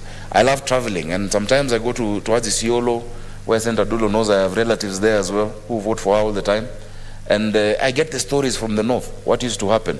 My elder sister is called Njeri, and she's married to a guy called Galgalo, Malicha. Galgalo tells me the stories of Marsabit coming down to Isiolo, and how they initially, you know, felt part of a different place, the stories of the people who are there, and we don't get these things. There is no way you create cohesion in this country without culture. Our constitution talks about the beauty of our diversity, but how do we express it? We've lacked a way to bring out the beauty of our diversity, and so because we've not focused on what a Kenyan identity is, we have tribalism where people now go to their localized cultural identity as a protection. And so we build fences, not bridges. What we've been doing is building fences and not bridges between communities. When you do that, then you don't have cultural identity in the positive manner. I remember President Moi saying that these vernacular stations are going to lead Kenya down the road the wrong way. People thought he's saying the wrong thing. But if you look at the post-election violence in 2007, it was really fueled a lot by the way we've used our cultural identity. It is like fire. Fire can be used to cook, to warm, to create, you know, to be used in industries, to build things. But fire can also be used to destroy and to burn. How we use our culture is extremely important in building bridges for us to know each other. And Mr. Speaker, I'm very fortunate that I'm speaking as Senator of Nairobi, because I intend and I hope that Nairobi being the capital of this country, Nairobi being a place where we all call home, Mr. Speaker, Nairobi is a place where I have voters and residents from all the communities of this country, 43 communities, plus the international community. Now, if you want to talk about fast-tracking cultural developments in counties, ask yourself, how do you do that in a cosmopolitan and international global capital like Nairobi? And Mr. Speaker, I have a lot of ideas of how we can do it, because once we do it right here, Mr. Speaker, it will lead to a stronger, cohesive country, and city of Nairobi. Mr. Speaker, I hope and I pray, because you know I intend to vie for the seat of governor of Nairobi, that God willing, inshallah, if I become governor of Nairobi, we will have an annual Nairobi Arts and Cultural Festival that is going to be a global event. Mr. Speaker, at this festival, thank you very much, Senator Musuruve. Thank you very, you know, I think there was a poll that came out today that was positive. But at this, in this festival, Mr. Speaker, it's very important, because for you to deal with a city, you must first start with the software of the city before the hardware. The reason why you have people flocking to New York is because they've dealt with the software. I love New York. They call it the Big Apple. The reason why people go to California is because, you know, in LA, there's a vibe that you've created around it, that this is the place of film, this is a place of art, this is a place where you, I mean, if it's San Francisco, it is known for, if you have an idea and you come to San Francisco, the Silicon Valley, you'll get funders, etc. What are we saying is the vibe of Nairobi, Mr. Speaker? We must be able to define it, that Nairobi one is a land of opportunities and possibilities for every African, the capital of Africa. And Mr. Speaker, once we've stated that, and it will sound haughty, it will sound very ambitious, but I will say, look, Nairobi is going to be the capital of Africa, the land of possibilities, beyond just the green city under the sun. And then we now sell the culture of this city. You know, that I love Nairobi, I am Nairobi. You first give people the ownership. Now the culture is this. Culture is not just static. Culture actually is very dynamic. It is always dynamic. It is always in process. It is always in flux. It is always acting on human society while also being a product of that human society. There are people who come to Nairobi, and I remember when there was a ban, there was this ban on Matatu graffiti. I went to see my friend in Isili, Section 3. His name is Moha. He does what you call Moha graphics. And he's a guy I've known since I was a young person, when I'd walk across from Gara to Karioko and to Isili. And there was a group from South Africa, on that same day that it was banned, a group came from South Africa just to see how this matatu culture is done, how they do the graffiti, how they put the music, and how it is creating employment. That is part of urban culture, Mr. Speaker. Culture is not something stuck at a certain historical point that now will let us all now wear traditional clothes and remember that culture. The elements of the dynamic nature of culture and the traditional culture. So let us not confuse culture with traditions. Traditions are very important. And in this annual Nairobi Cultural and Arts Festival, we'll be asking the Kambas to bring the Mudokoi to town. We'll be asking the Kikuyus to bring their Irio and their Ndumas and Ngwashes. The Luyas to bring their Ingoho. The Luos to bring their fish. And we will experience the food from across the country and international. We will go and lock up the city for 3 days. There's going to be food. There's going to be music from across the country. Yeah? The jazz, that is urban culture, with the Ohangla, Mr. Speaker. The Isukuti with the hip hop, Mr. Speaker. Because Nairobi is a melting point of all these cultures that we have. Yeah? Bring them together and have that music festival in Nairobi. Mr. Speaker, that is culture. That we're going to have art. We have beautiful art. Mr. Speaker, the people who come from across the world to look at our art, yet here we're buying fake art. We're not appreciating our artists. To come and see what is this art that, the Maasai used to do. Mr. Speaker, do you know even within the tombs of the pharaohs, we have found as part of the hieroglyphics, the Maasai warriors have been captured there. We don't have it here, Mr. Speaker. Mr. Speaker, I was in London Museum last week, the British Museum. And in the British Museum, Mr. Speaker, you find a lot of curated art from Africa, including from Kenya. How comes we don't have it here? In fact, the first thing the British need to do is to first repatriate, to bring back people's. I mean, there was all this art from Egypt, from West Africa, the bronze of Benin, the Kingdom of Benin. I'm glad I was able to once meet the Esama of Benin, who gave me some bronze sculptures from there. But those things belong to us, so that we can come experience each other's art. And the more we know each other, because tribalism is a direct result of ignorance, Mr. Speaker. The people are told, oh, this community, they eat people. Others are told, oh, this community are thieves. This community, they are dirty, etc. I see my time is running out. I have so much to say. So there's going to be our art. There's going to be our photography that is on display every year. Mr. Speaker, in 5 years, we're going to make the Nairobi Festival a global event that is enhancing culture. So this motion, Mr. Speaker, on top of just talking about what Senator Kasanga wants, I want to say practically what we can be able to do. And as we do that, Mr. Speaker, the arts are an economic frontier. Look at a lot of these roads being done and the bridges. Do you know we can get a lot of proper artwork on there? Not this funny graffiti that might be, disastrous, but proper art that shows who we are as Nairobians, who we are as a city. Mr. Speaker, unless you do the software and the heart and the soul, what is the vibe of this place? The hardware, you can do roads, you'll do trains, you'll do hospitals, but there's no soul. And that's why when you ask people, where are you from? They say, I am from Isiolo, but I live in Nairobi. I am from Nyandaro, but I live in Nairobi. Some of us don't know. We say we are from here, and we must make sure that that culture comes out. So culture is not static. Culture is dynamic. Let us appreciate what has been there before, but let us also bring out who we have become, a product of the music, a product of different communities. Mr. Speaker, I remember even at my wedding, I don't think there was anyone from my community on my lineup, because I've not grown up with them, Mr. Speaker. My best friends are from all communities. I have a friend who we grew up with called Mutai. It is 2-3 years ago that I knew his tribe, because it has never mattered to me. And that is the urban aspect. I know people have different experience from the rural side, but that is what Nairobi is. That for us, it doesn't matter your second name, it doesn't matter where you're from. What matters is the content of your character and the person you are. Let us make Nairobi then the place of opportunities by enhancing this culture and that vibe. And finally, part of our culture as Nairobi, what we're known for. I gave a speech one day in 2015. I was in a place called the Institute of the Future in San Francisco, what we call the Silicon Valley.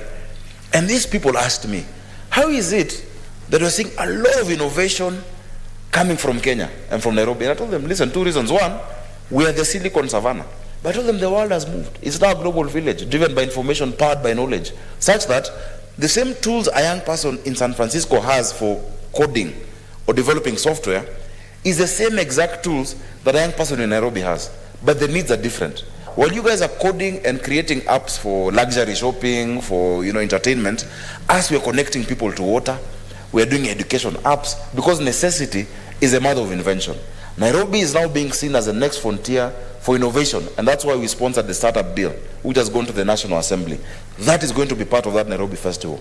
That anybody from Africa who says, I have an idea, I have a form of expression, I'm looking for an opportunity, will know to come to the city of Nairobi. Mr. Speaker, I support this motion by Senator and Senator Kasanga. You've brought amazing motions, and you're also a Nairobian. I know you like going to Machakos and whatnot, but you're a Nairobian because you espouse the culture, and you actually have left a mark and a symbol through her architecture that will forever be in the skylines of this city because of what she has been able to do as an architect and also as a fighter for issues of mental health. So thank you. That is part of who we are as Nairobi. So when I say I am Nairobi, you also can say I am Nairobi, because that's who we are. Thank you, Madam Mr. Speaker, for giving me the opportunity. Thank you, Senator Sakaja. Senator Abshiru Haraka.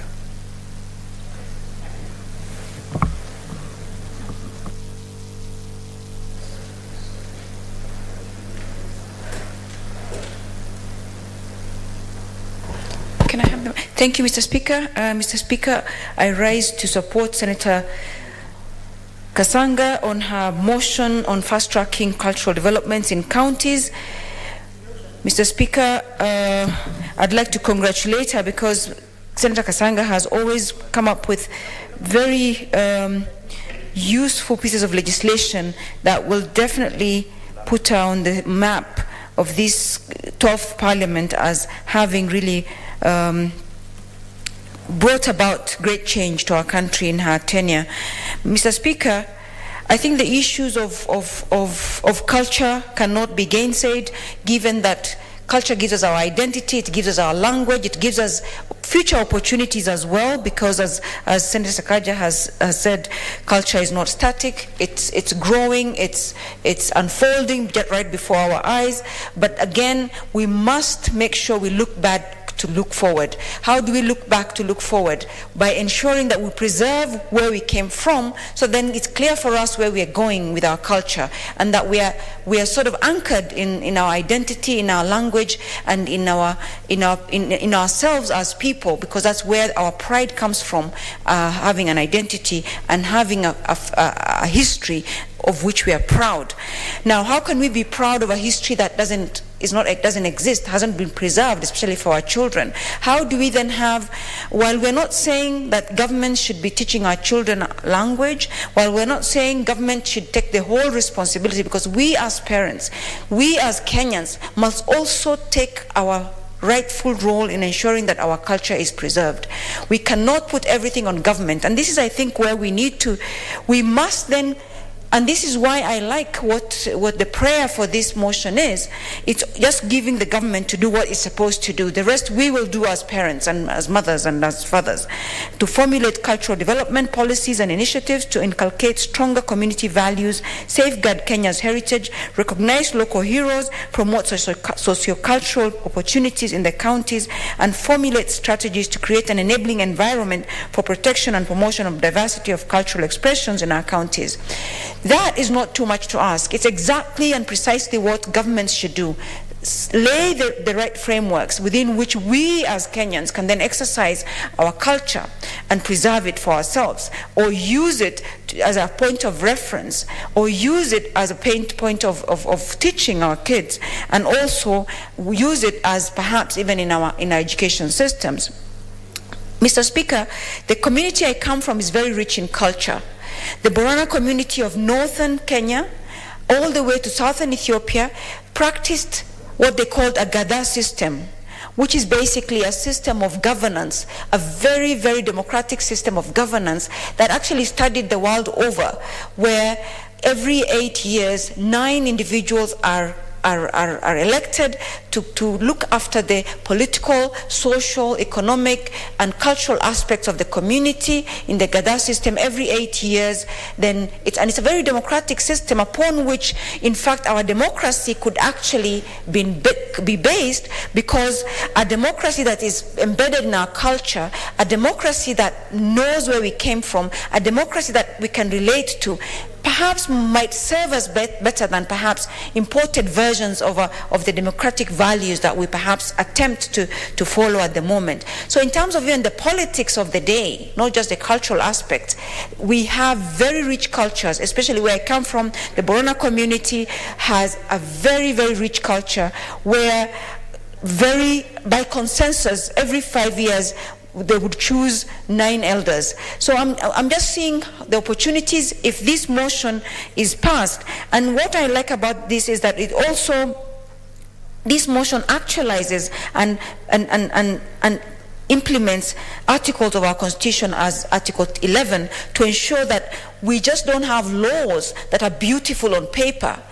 These kinds of motions is what breaks down our laws, our Constitution, into what we do on a daily basis to actualize the dreams that our Constitution contains. So I congratulate Senator. And also, while looking at this, there are certain harmful cultural conditioning that we must guard against as well. So I'm hoping that as the ministry formulates these cultural development policies, they look at what is good and encourage that, but also while minimizing the other harmful cultural conditioning that exists. For instance, female genital mutilation, for instance, early marriages, for instance, such things as wife beating as a form of love for women. These kinds of cultural conditioning is what we need to yes, I said female genital mutilation and violence against women. So again, this gives us an opportunity to actually to pick what's good in our culture and to ensure that certain cultural conditioning that's harmful to the less vulnerable and harmful to our children and to our women and to our people with disabilities and even to our men in certain cases are minimized or are eliminated while we look at this. So again, I do not wish to take too much time. I know there's quite a number of issues on the order paper, but I'd like to say that again, culture is of course dynamic. Culture is of course growing and unfolding, but we must first of all ensure we preserve what we have, we understand what we have, we highlight what we have, we celebrate what we have, so then we can go forward with what then would become or what then would start to manifest and what then would start to develop as we go along. We have, spoken word, we have in artists. In fact, I'm just from the People's Dialogue Festival at the museum, which is run by my organization, the Center for Multi-Party Democracy, and all the different political parties were there. In this, we had culinary corner where people were cooking traditional foods all the way from Denmark to Moyale, all the way from, and this is part of culture because the food we eat is informed by our cultural heritage. What is food for one person is poison for another. But then through this cultural understanding, even peace can be achieved, Mr. Speaker. Mr. Speaker, so there's a lot to be said for culture. There's a lot to be learned from it, but also as this House and as leaders, we then definitely have to look at what cultural values are going to be useful to us because we're not a stagnant society, and what cultural conditioning that is not harmful, that's not good for us, we can minimize. And this is where the government comes in. But we as Kenyans, we as parents, we as the women, we as maybe even the youth of this country perhaps would be taking responsibility. I'm a bit concerned that sometimes where we're going, we've become a society that looks at the next person to sort our problems out. We've become the society that decides everything must be sorted out by the politician or by the government. I think this is a notion and a narrative we need to make sure we discourage, because our culture or our problems are first and foremost our responsibilities, after which then we can go to government for the frameworks that Senator Kasanga has asked for in this motion. And as I said, I like that we're not putting every responsibility on government. We're just asking for the right framework within which we can practice our culture without discrimination, without any other form of barriers to our cultural diversity in this country. So I think with those few remarks, I would support this and hope that we see this being implemented even before we go on recess, because some of these things are very easily done because the culture exists, the people exist, everything is there. It's just a matter of pulling together these things and making sure that we have a system or an environment within which then our culture can thrive. Madam Speaker, today, Mr. Speaker, sorry. Today, as I was listening to the young people at the Center for Multiparty at the museum, one lady said she would never vote because she doesn't think she'll be alive by the time of voting. I was very shocked and very disturbed. Such is where the desperation and lack of our youth are giving up. When I was talking about let's not be bystanders, let's do something with our vote, let's vote for the right people, she said, I don't think I'll be there. How desperate has our country become? What are we going to do about that? That's the mental health that Senator Kasanga is talking about in this motion, where our children, our young are becoming anxious, they're becoming hopeless, they're becoming suicidal. And that is creating an apathy of an unimaginable scale. And so if culture can help, and I know it can, let's do everything we can do at our disposal, including making sure that our cultural upbringing, where the child is the responsibility of the village, of everybody. If you're seen doing something wrong in the villages in the past, somebody else disciplined you. If somebody saw you being beaten by somebody unfairly, somebody else defended you. Now you'll find somebody being beaten, a woman's handbag being snatched, a woman being harassed, as we saw. Nobody's coming to help anybody. That is a breakdown. And so I support and I congratulate Senator Kasanga and look forward to this being actualized. Thank you, Mr. Speaker. Thank you, Senator Halake. Senator Agnes Kavindo.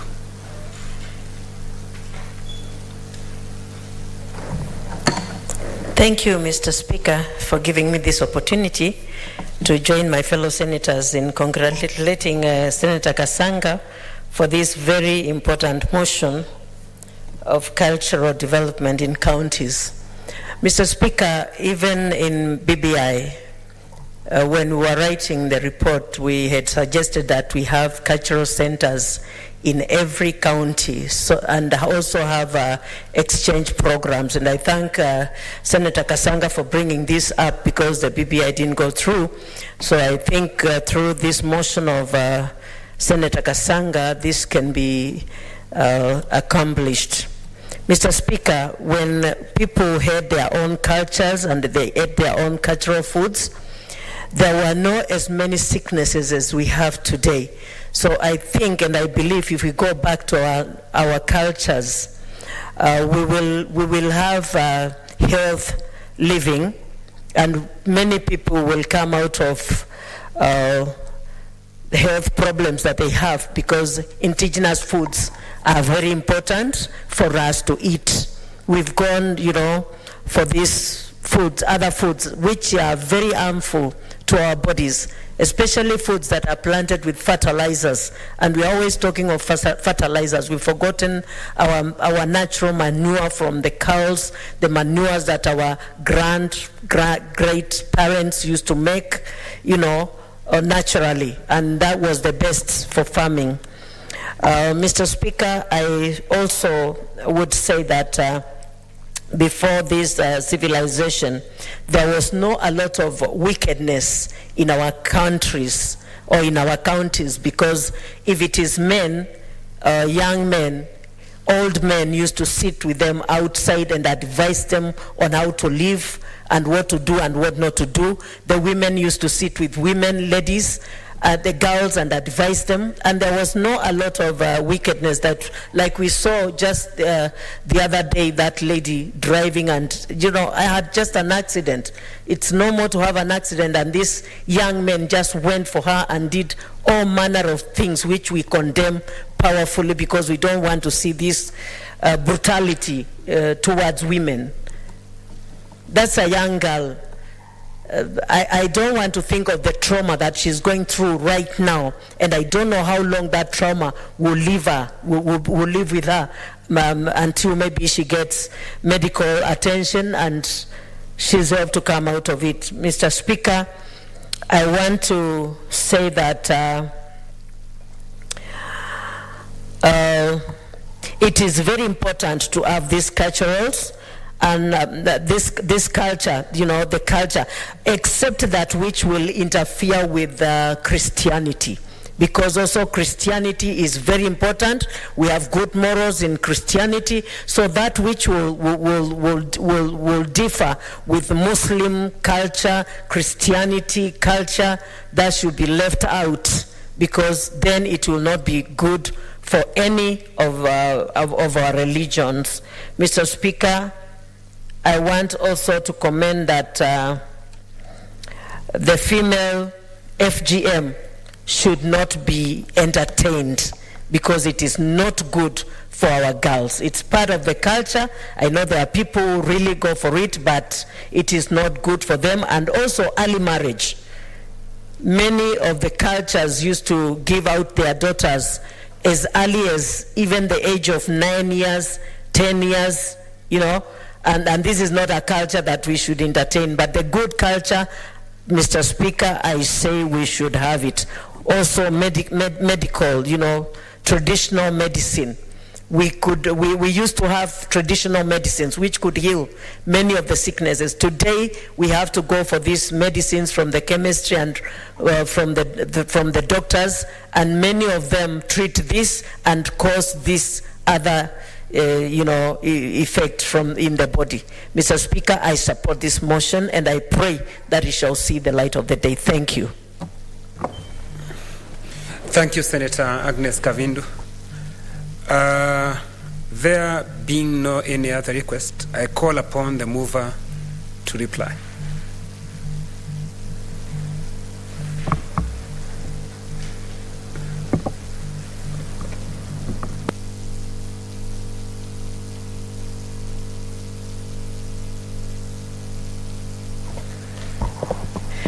Mr. Speaker, I beg to reply and start by thanking Senator Dr. Musuruve for seconding the motion and adding color to it and telling us a little bit about her own cultural background.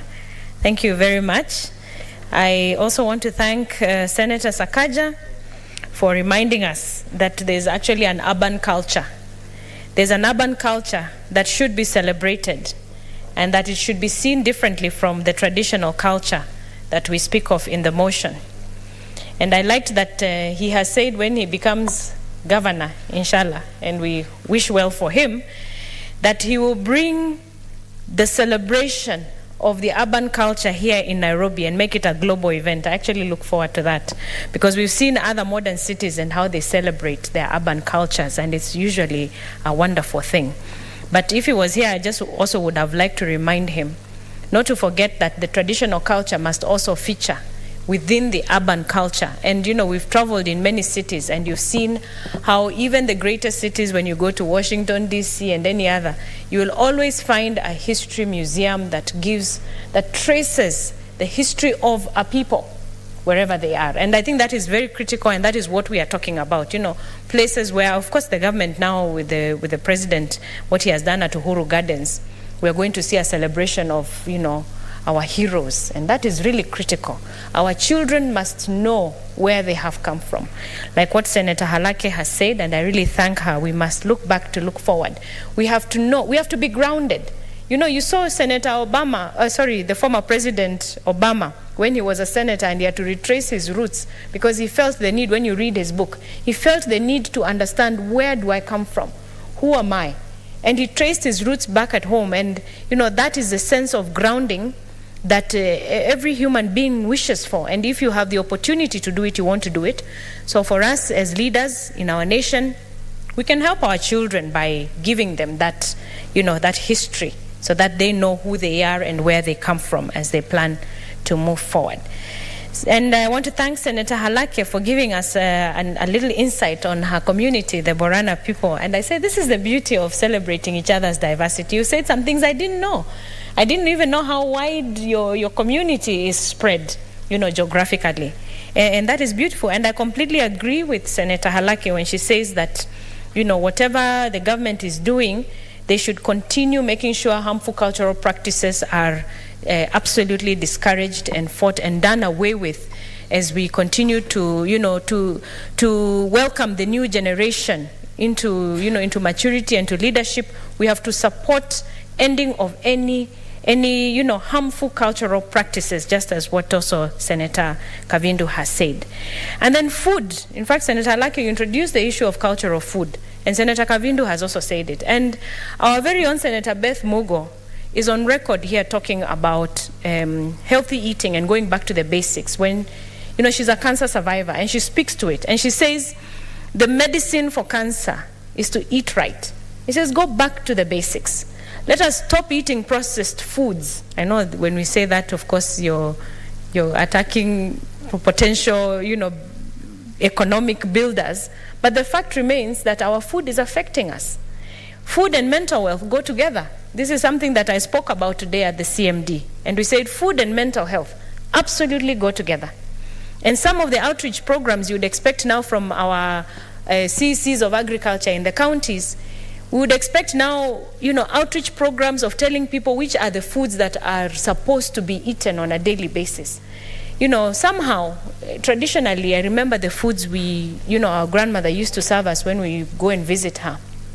The millets and the sorghums and the everything. And they've like gone away. Now you go and just find maize. Maize is not the healthiest thing to eat, you know. But somehow, it has become like that is the staple food. But we've done away with other things that, you know, our grandmothers used to eat that were extremely healthy for us and for our mental wellness. And that is something we must come back to as we celebrate, you know, our cultures and everything else. Senator Kavindu brought up the issue of religion, and of course religion plays a critical part, you know, and it has its place. You know, once we were colonized, now we were introduced to religion, and now religion is shaping us as a people, and it has its place in our society. And of course that has to be celebrated alongside with the culture. We are now not saying let us go back, you know, as much as we are talking about let us celebrate things like traditional medicine. Now we are not saying that we should go back to witchcraft and, you know, all other dark vices. Again, those are the negative cultural practices we should not be looking to. But we can celebrate traditional medicine. Herbal medicine is in fact, COVID has been fought by herbal medicine. I mean, how many of us, we've been drinking dawa like no one's business. And back at home, I think it is moharubaine they take, isn't it? They take moharubaine. And these are things that were used in those, you know, by our grandmothers and many others. In fact, every time I go down to Makueni, there's a gentleman who makes us this herbal concoction that just calms you down and you sleep very well. You wake up without any stresses. So we have to celebrate these cultural things and allow the space for religion where it rightfully is placed for. So I want to thank the senators so much for all their contributions, and to just say that I hope that this motion will see the light of day, and that as Kenyans and as we go to a political season, our cultures and our different backgrounds should not be used to divide us by our leaders, by ourselves. We should not use our own cultures to divide ourselves. If anything, we must continue to celebrate our cultures and know that we are one people in as much as we have our different backgrounds and our different tribes. Thank you, Mr. Speaker. I beg to reply.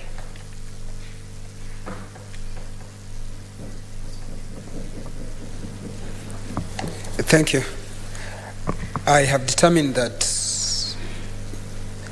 this matter does not concern county, I now put the question, which is that whereas Kenya is a multi-ethnic and multiracial country with rich and diverse cultural resources such as traditional medicine and foods, arts, craft, music, dances, dress, among others. Aware that the Constitution in its preamble acknowledges the cultural diversity of Kenyan people who are determined to live in peace and unity as one indivisible sovereign nation, whereas Article 11 of the Kenyan Constitution recognizes culture as the foundation of the nation. Noting that while the Department of Culture and the Ministry of Sports, Culture and Heritage has been playing some of the key roles in promotion of cultural integration, formulation of policies and standards that will guide the development of culture, literature information has been available to the Kenyan public, acknowledging that culture performs a significant role in the life of a child. The culture background in which a child is brought up affects the totality of his or her life's activity. Concern that our children are losing their sense of identity due to negative influence due to inadequate culture identity characterized by globalization, which has led to catastrophic consequences to the next generation, as experienced in our country, where a majority of young people are showing symptoms of feeling suicidal, anxious, feeling of hopelessness, anger, violence, feeling isolated, and paranoia. Now, therefore, the Senate urges the Cabinet Secretary, Ministry of Sports, Culture and Heritage to A, formulate cultural development policies and initiative to inculcate stronger community values, safeguard Kenya's heritage, recognize local heroes, and promote social cultural opportunities in the counties. And B, formulate strategies to create an enabling environment for protection and promotion of diversity of cultural expression in all counties. Will as many as of that opinion say aye? Aye. Will as many of contrary opinions say nay? The ayes have it.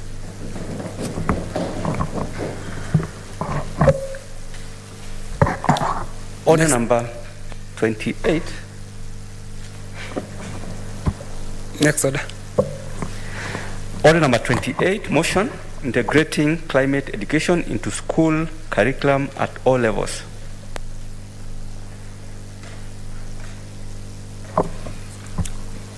Senator Abshiru Haraka.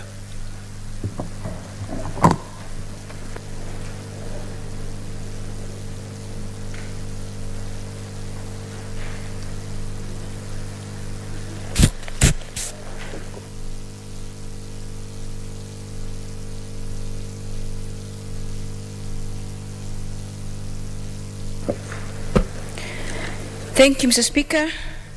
Mr. Speaker, I rise to move the motion to integrate climate education into school curriculum at all levels, aware that it is important that both the current and future generations are equipped to address the problems of climate change, and this can be accomplished by using appropriate instructional strategies such as integrating climate education into the syllabus to assist students in improving their understanding of climate change and acquiring the essential skills to reduce its effects, acknowledging that education is crucial to promote climate action as it helps individuals understand and address the impact of the climate crisis, empowering them with knowledge, skills, values, and attitudes needed to act as agents of change, hence protect the environment and take action by crafting community and higher level solutions. Cognizant of the fact that the Constitution of Kenya, Article 42, provides for the right to a clean and healthy environment for every Kenyan, which includes the right to have the environment protected for the benefit of present and future generations, and further noting that climate change is a global nightmare or global crisis with consequences that are already quite visible and should be a priority for our education curriculum in accordance to Article 12 of the Paris Agreement, which espouses the enhancement of climate change education, training, public awareness, public participation, and public access to information. and noting the urgent need and great opportunity that exists, Mr. Speaker, right now as we transition to the CBC curriculum, basically the competency-based curriculum, and noting that competency in climate change would give us the competency in climate action, and therefore a very big opportunity exists for us in this country to integrate climate education at this time of transition, where we are looking at the competency-based curriculum at all levels, and where we are making sure that the climate change must then become an integral part of our education system, so that then we mainstream climate action through climate education. And therefore the Senate calls upon the Council of Governors, whose responsibility early childhood education and basic education is, as well as the Ministry of Education and Science and Technology, all the way to higher learning, to integrate climate education in the school curriculum in all counties and equip school-going children and equip teachers and administrators with the necessary information, training, skills to teach climate education in schools, and ensure that climate is streamlined into our competency-based curriculum for a competent nation that can take climate action. I thank you, and I would request Senator Musuruve to kindly second this for me.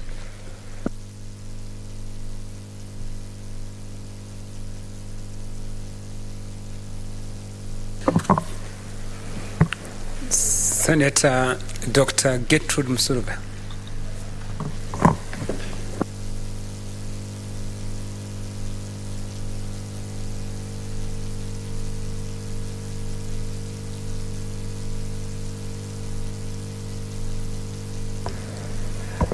Thank you, Honorable Speaker, for this chance to second this motion.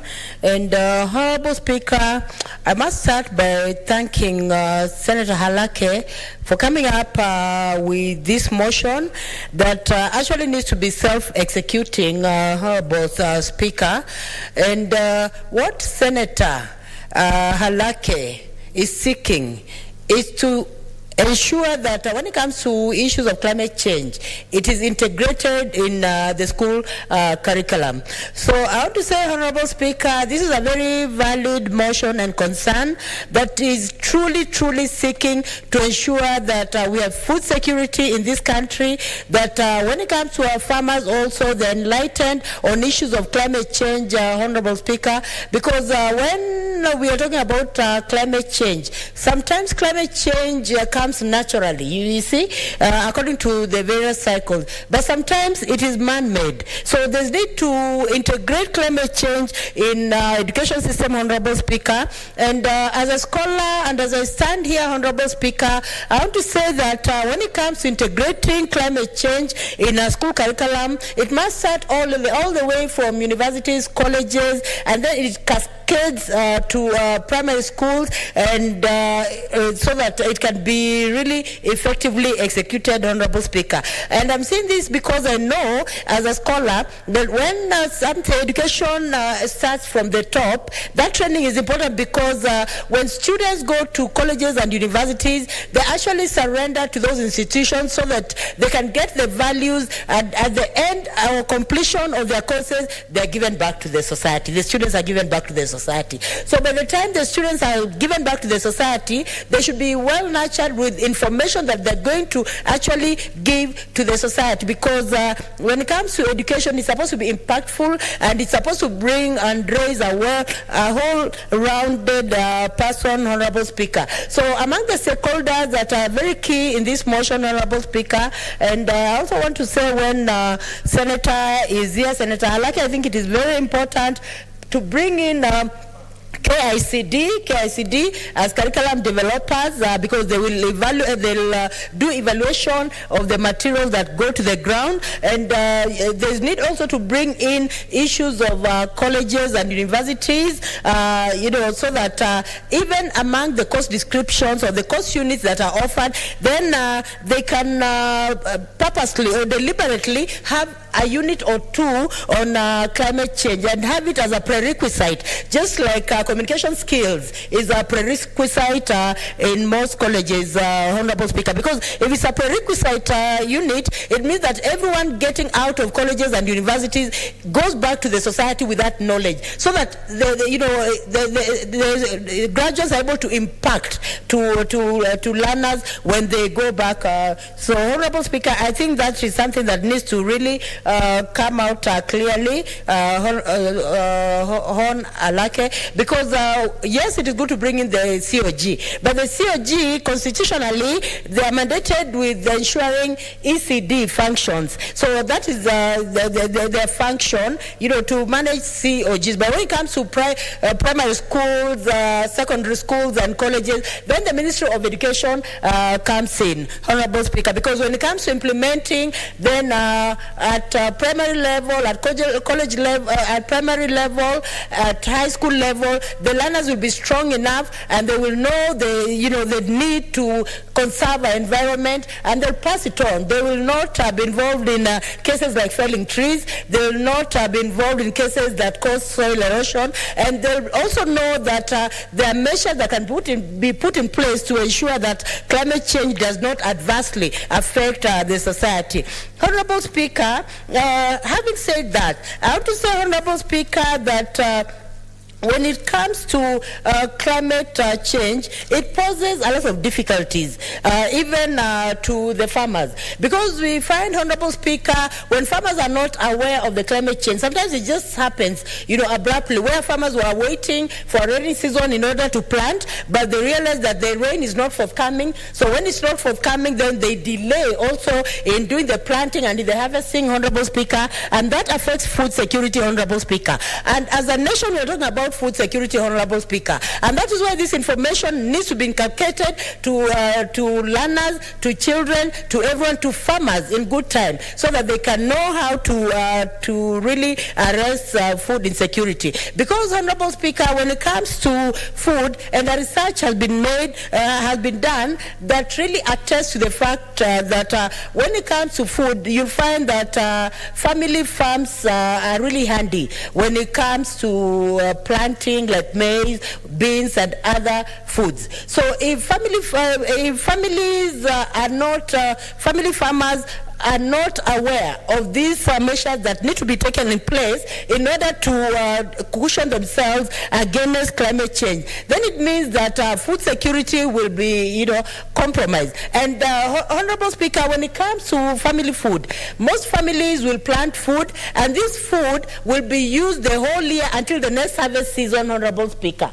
And some families also use this food to, sell the food, to maintain themselves, to take their children to school, to ensure that they are also helping themselves with hospital, basic needs maintenance. Like, for example, if a family, plants maize, and the maize is doing well, this family has maize, but does not have sugar, does not have cooking fat, so the proceeds they get from selling the maize will help them get the other foods, Honorable Speaker. So I have to say, Honorable Speaker, that food security is very important, and it should not be compromised. And sometimes when farmers are not aware of climate change, they can find themselves in a very precarious situation where they're not able to produce food even for the year, even for themselves and for their family, Honorable Speaker. A research has been made, and through the research, it comes out clearly that when it comes to production of maize, by the year 2050,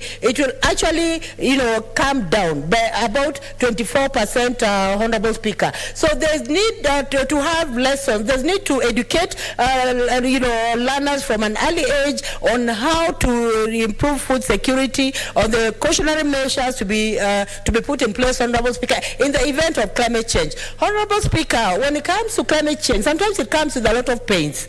We have seen on the media very many times when in floody areas, when the rain pour, and people are not expecting the floods. We have seen many times families being shifted from the floody areas and not knowing where to take them, Honorable Speaker. But in the event that these families were enlightened and they were aware of climate change, they would shift in good time, even before the floods, Honorable Speaker. And Honorable Speaker, I have to say that this is no mean motion, Honorable Speaker. This is no mean motion that Senator Halake is asking that this climate change should be part of the school curriculum. And I want to add, Honorable Speaker, it needs to really be emphasized from colleges, universities, so that climate change becomes a mandatory unit in all the colleges, teacher colleges, Honorable Speaker. Just the way I keep saying that when it comes to sign language, it needs to be mandatory. And aspect of special education should be mandatory in these colleges, so that by the time graduates are being given to the society, they are actually aware about people with disabilities. They are actually a mainstreamed kind of people, Honorable Speaker. So, Honorable Speaker, I want to say that I've seen very pathetic situations sometimes, and I've sympathized with farmers. There are times when farmers are caught unawares. They don't know how the climate will be, and they do their planting as usual. But when they do their planting, you find that worms are eating the seeds and all that. So they end up, going through very harsh economic conditions. Like they've already, tilled their land, they paid money. They've already planted, they paid money. They've already used fertilizer, they paid money. Then at the end of the day, you find caterpillars, the caterpillars pouncing on the plantains because they are running away from the harsh weather and they're looking for where to hide, and even caterpillars. So you can imagine the pains that farmers go through, Honorable Speaker. But if there are mechanisms of teaching farmers of this climate change and how they can protect themselves, it can be very good, Honorable Speaker. And also, Honorable Speaker, when it comes to farming, our farmers, especially predominantly, rely on rain-fed water, so that they can do their planting. But if there are teachings, good teachings, and the government pumps in also money in this education, then it will be possible for farmers to know that you can irrigate your land, and they need to be helped to irrigate the land, which means that when they're irrigating the land, Honorable Speaker, the county governments need to come in, Honorable Speaker. In their yearly plan, they need to have disaster management funds. And this disaster can be disaster predominantly for farmers, to cushion farmers, Honorable Speaker, so that in the event of such a disaster that the processes are not doing well, then the county government can even come in. It can even do some insurance for farmers.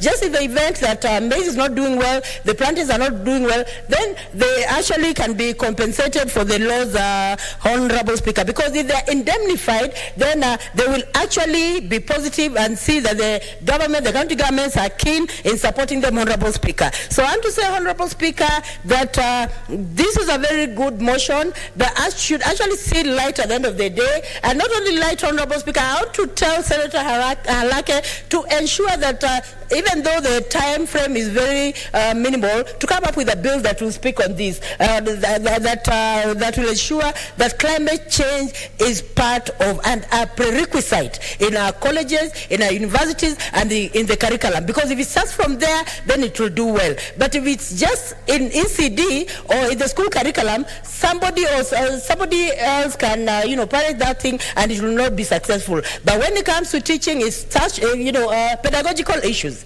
should be carried out by universities. Pedagogical issues should actually be taken with the seriousness that they deserve, Honorable Speaker. And what Senator Halake is bringing here is pedagogical issues with regard to climate change. I support, Honorable Speaker. I second.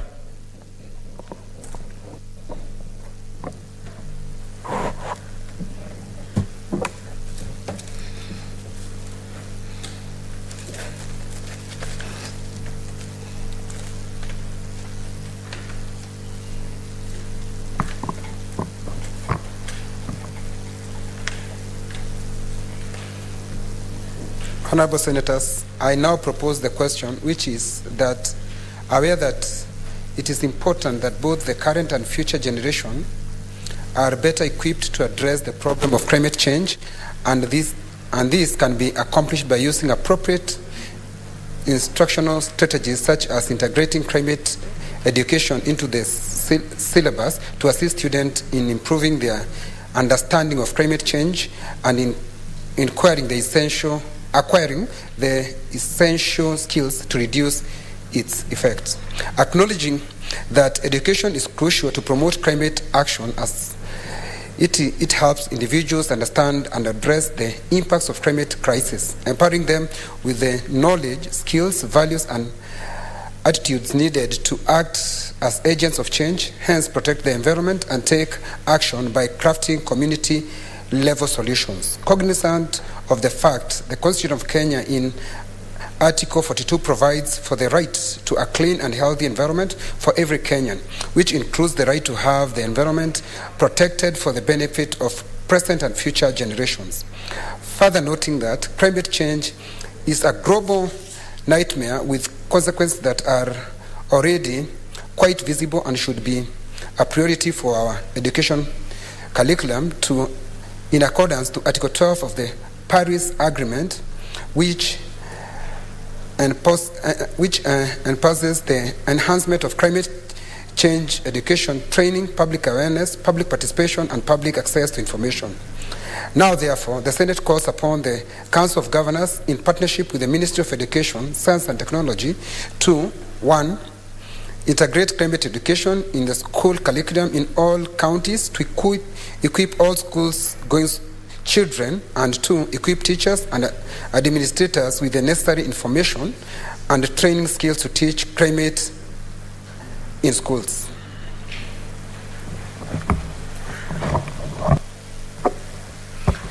Senator Irongo Kangata.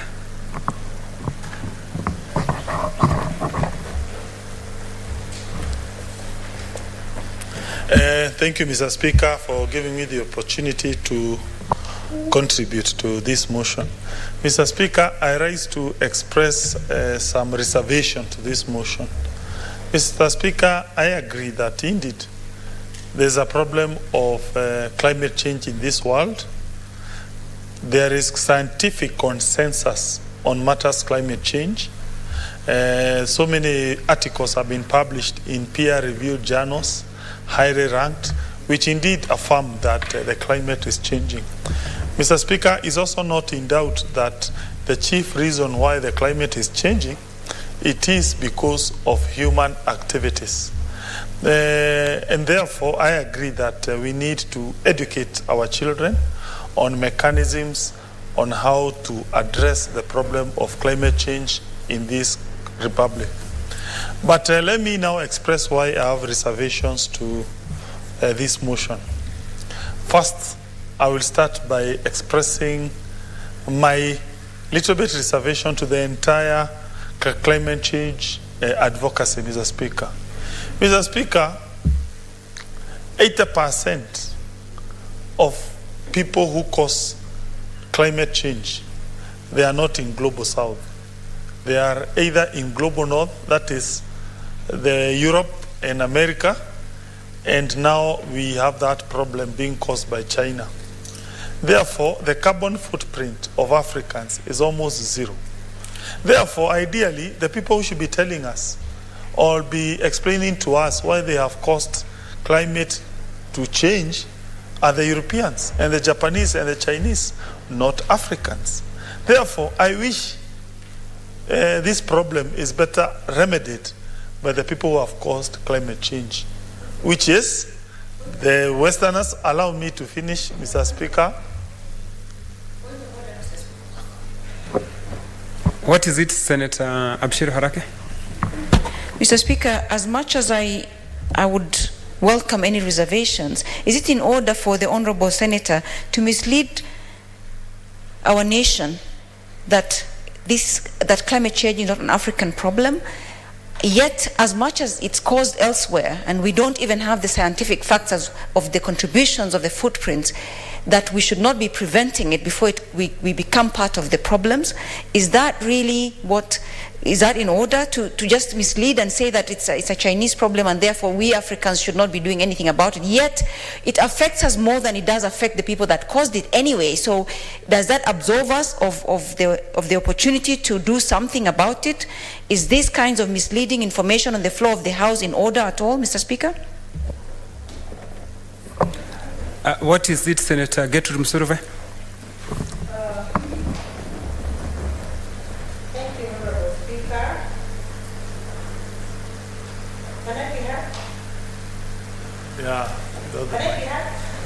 Yes. Thank you, Honorable Speaker. I also have a point of order on what Senator Moranga is bringing on the floor of this House, and I have a lot of respect for Senator Kangata. Is it in order for him actually to come and make statements that are truly not genuine on the floor of this House? Yet we have seen many times so many families afflicted by flood and losing many lives. Yet we have seen many farmers crying that their crops have been eaten by caterpillars and insects that have actually affected them. Is it in order for him to come up with information that is misleading? I have heard the 2 points of order, but the truth of the matter is Senator Kangata first did agree with you. He was just putting his reservation. I think the best thing you'd have allowed him first to finish, then you can.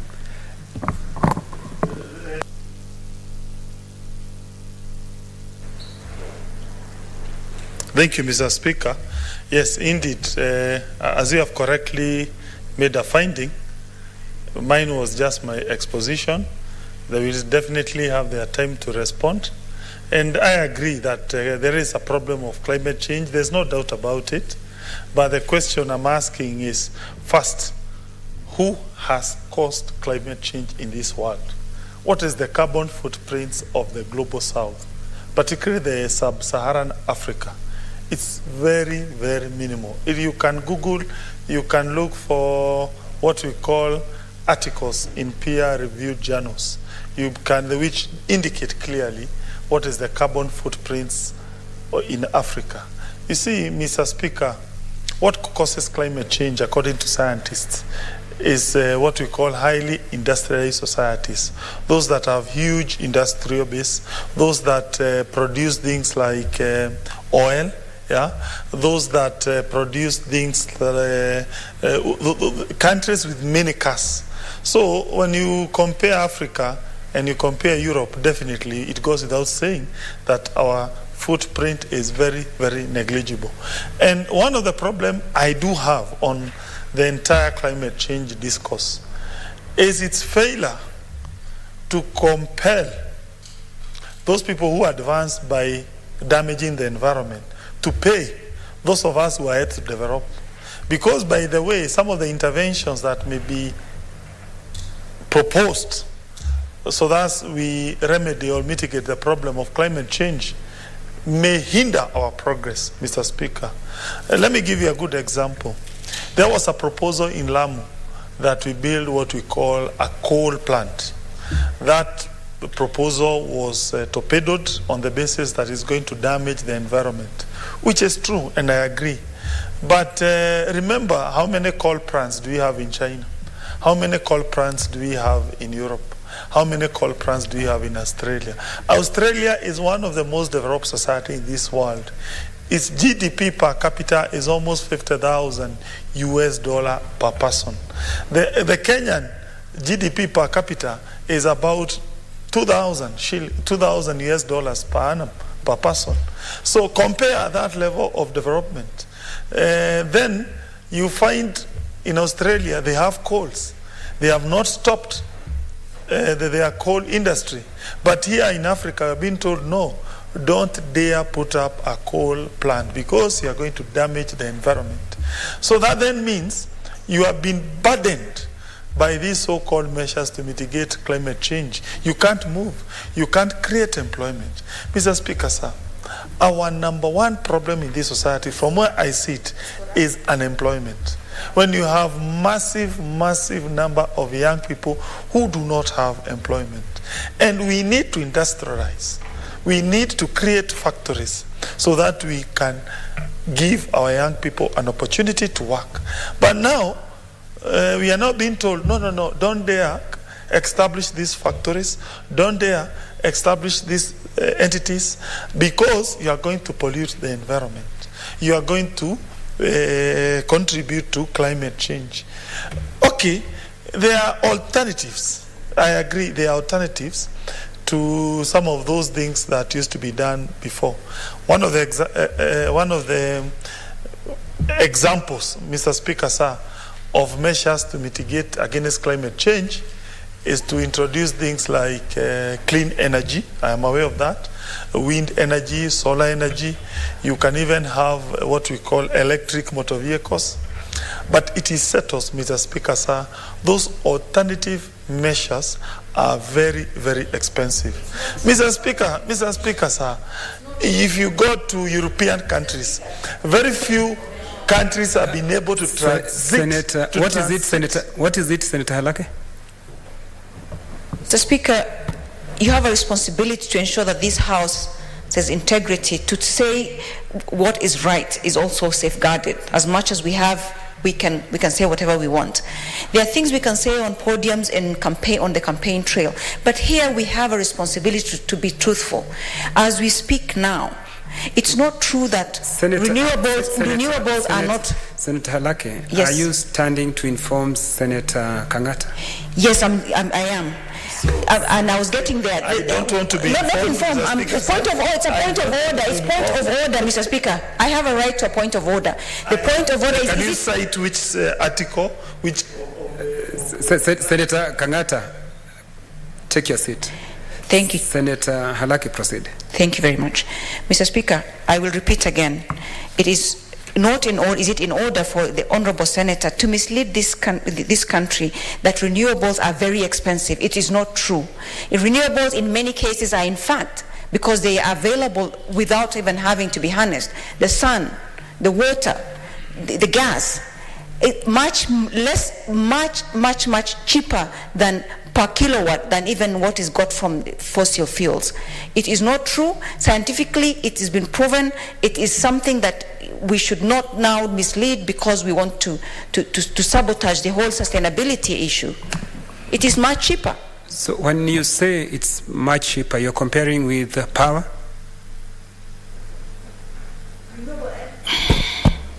Renewable energy from fossil fuels, renewable energy from the sun is much cheaper than energy from the fossil fuels, and he knows it. So to mislead is not right. And even in our own country, we have reduced the taxation on renewables, therefore making it very competitive.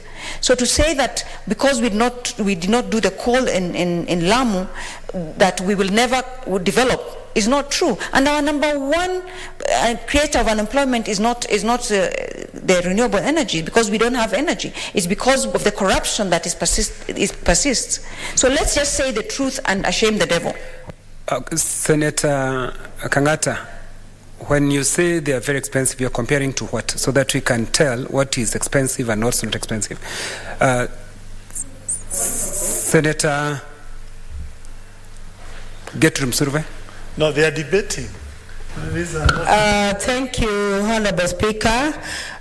Just on a point of order, I would like Honorable Senator Kangata, my good friend, to actually stick to, we are looking at climate change as being brought in the curriculum, and I would like to inform Senator Kangata as a scholar that information is power only if it is shared. And when it comes to climate change, there are two causes. It could be changes in the cycle, or it could be human activities, which is right. If we see it, we have evidence every other day of climate change affecting farmers.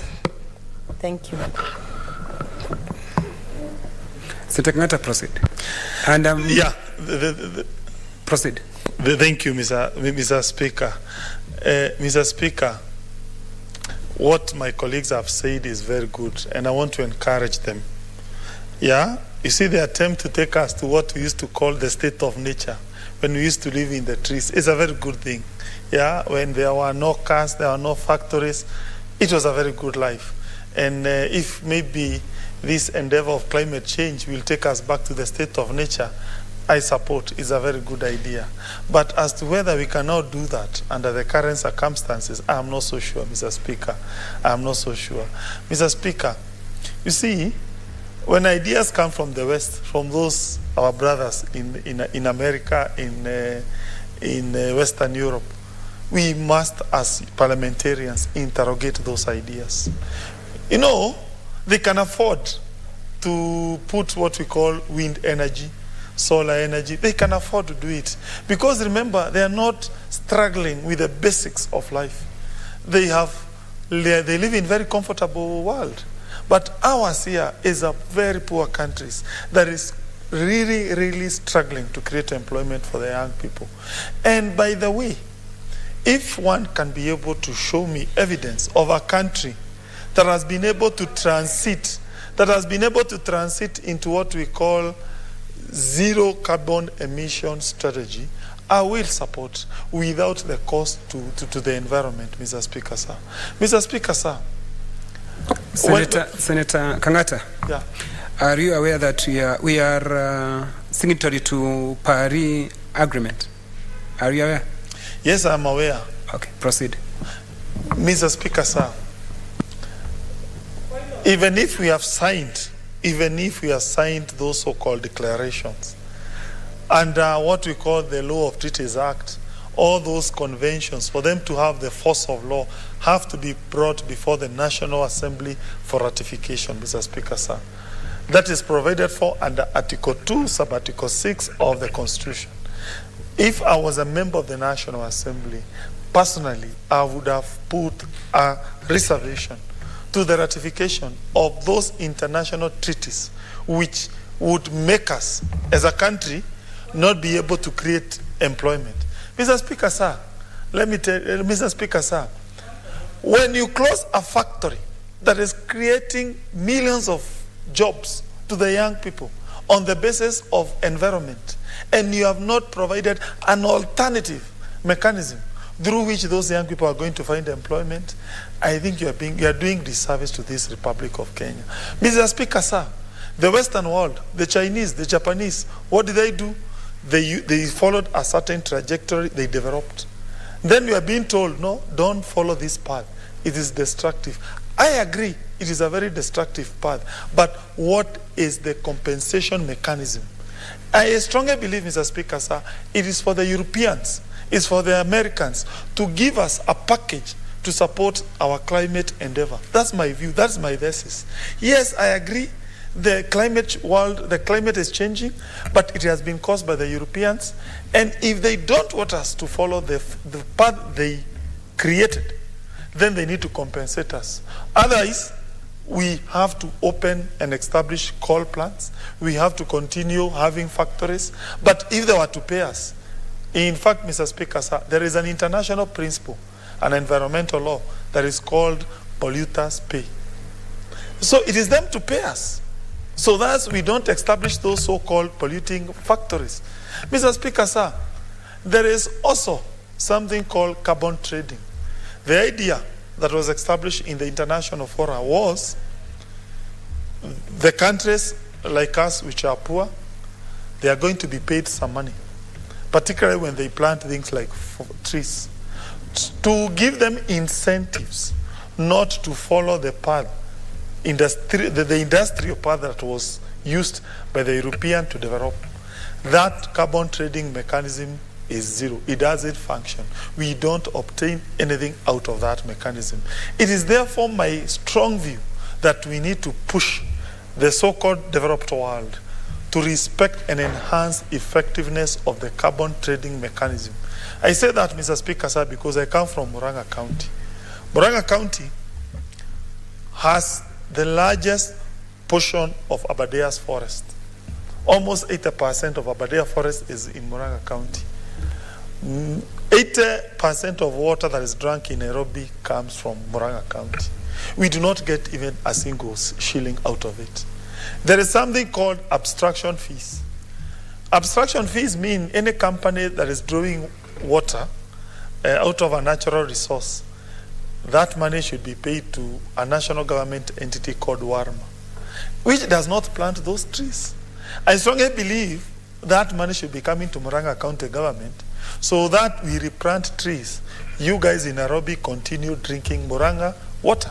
Otherwise, we have no option but not to protect that Abadeas forest. So we need an incentive. So my thesis is this: whatever education that is going to be taught to our children as per proposed motion must include several things. Number one, a critical appraisal of the current climate change policy.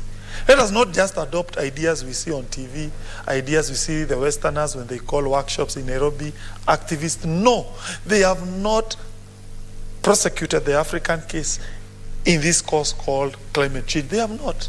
It is we may, without knowing, be bringing what we call burdens of development on African society. We may, as a result of this endeavor, continue being poor because we'll be told, no, you can't establish a factory. It's going to create climate change. Those are burdens. If there is evidence our factories cause climate change, we need to be paid off so that we don't establish them. Otherwise, I'm telling you, Mr. Speaker, sir, we will bypass a certain industrial phase on the basis we want to protect the environment. It is the Europeans to pay us. It is the Americans to pay us. It is the Chinese to pay us. It is the Japanese to pay us. It is the Koreans who should be paying the Africans for these things they have caused this world. It is something, they cost it. We are bearing the greatest burden. Now we are being told we help them to curb it at a cost which is not being footed by those people who originally caused climate change. And therefore, Mr. Speaker, sir, I respect my colleagues who hold a different view. I understand them. I respect them. But I am only urging them to look at Senator Kangata, what you have said is, from where I see it, is very true. What would stop it, what you are saying, to be put in the curriculum, what you are saying? Because it can be put in the curriculum so that the student can be knowing they, as Kenyans, we are supposed to be paid. No, you are right. In fact, that's why I said I support the motion. Okay. But I have said I am putting some reservation. The way climate change education is currently structured, it has failed to bring a certain angle, the burden of the entire climate change mitigation endeavor. That is my thesis. I'm saying yes, please continue. It's a very good motion, but put a critical appraisal of the entire current climate change endeavor. I support the motion, Mr. Speaker. So I didn't say I am opposing it, but I'm saying there's a voice that is never heard in the entire debate about climate change, and the voice is the cost those Westerners have caused on Africans, the cost they have refused to pay us, so that we don't bear the greatest burden of climate change mitigation. Mr. Speaker, sir, if, as my colleague has said, that the remedies for climate change are very cheap, that's okay. If they are cheap, Mr. Speaker, sir, in fact, market forces will compel rational business people to adopt them. You know, the market forces operates under the principle called the hidden hand of market. And they will definitely go for that which is cheap, that which is rational. So therefore, if, let's say, for instance, establishing a power plant that is powered by wind is cheaper than establishing a power plant that is powered by coal, so be it. That will definitely, it makes sense. There's no reason why you should go for a coal. Yeah? And I have no doubt the market forces will definitely follow that which is rational, that which is cheap. But my point, if it was to be expensive, and I've given an example, when I saw a whole factory, a whole entity being closed on the basis of it will interfere with the environment in cost, I said, okay, why can't we look at the angle of unemployment, which currently this country, for me, I think is a national disaster. We must, as a country, put jobs creation endeavors as our number one priority. The rest is, from where I sit, subsidiary. I will rest my exposition with this. Any factory that may want to establish anything in Murang'a, it's welcome. Ours is an industrial paradise. Murang'a will not be encumbered by environmental regulations, as of course we will have to follow the law, which is there, the so-called MCA, that is Environmental Management and Coordination Act, but we are pro-business. We want to assure investors out there that as we care more about creation of jobs than any other consideration. Those who have caused damage to the environment, they should be the first one to be thinking about the remedies of climate change, as our number one priority is creation of jobs. Thank you, Mr. Speaker. Sir, I support with those reservations. Thank you, Senator Kangata. Senator Mudhama Agnes Kavindu. Senator Kasanga.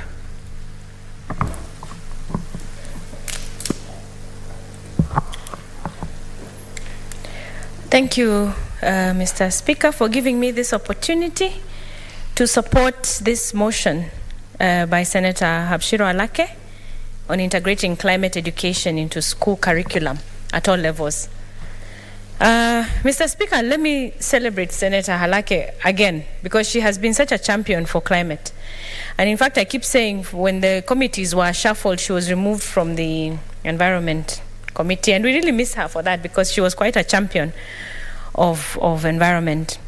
Without a doubt, climate change is a big conversation. I was privileged this year to attend the COP26 at Glasgow.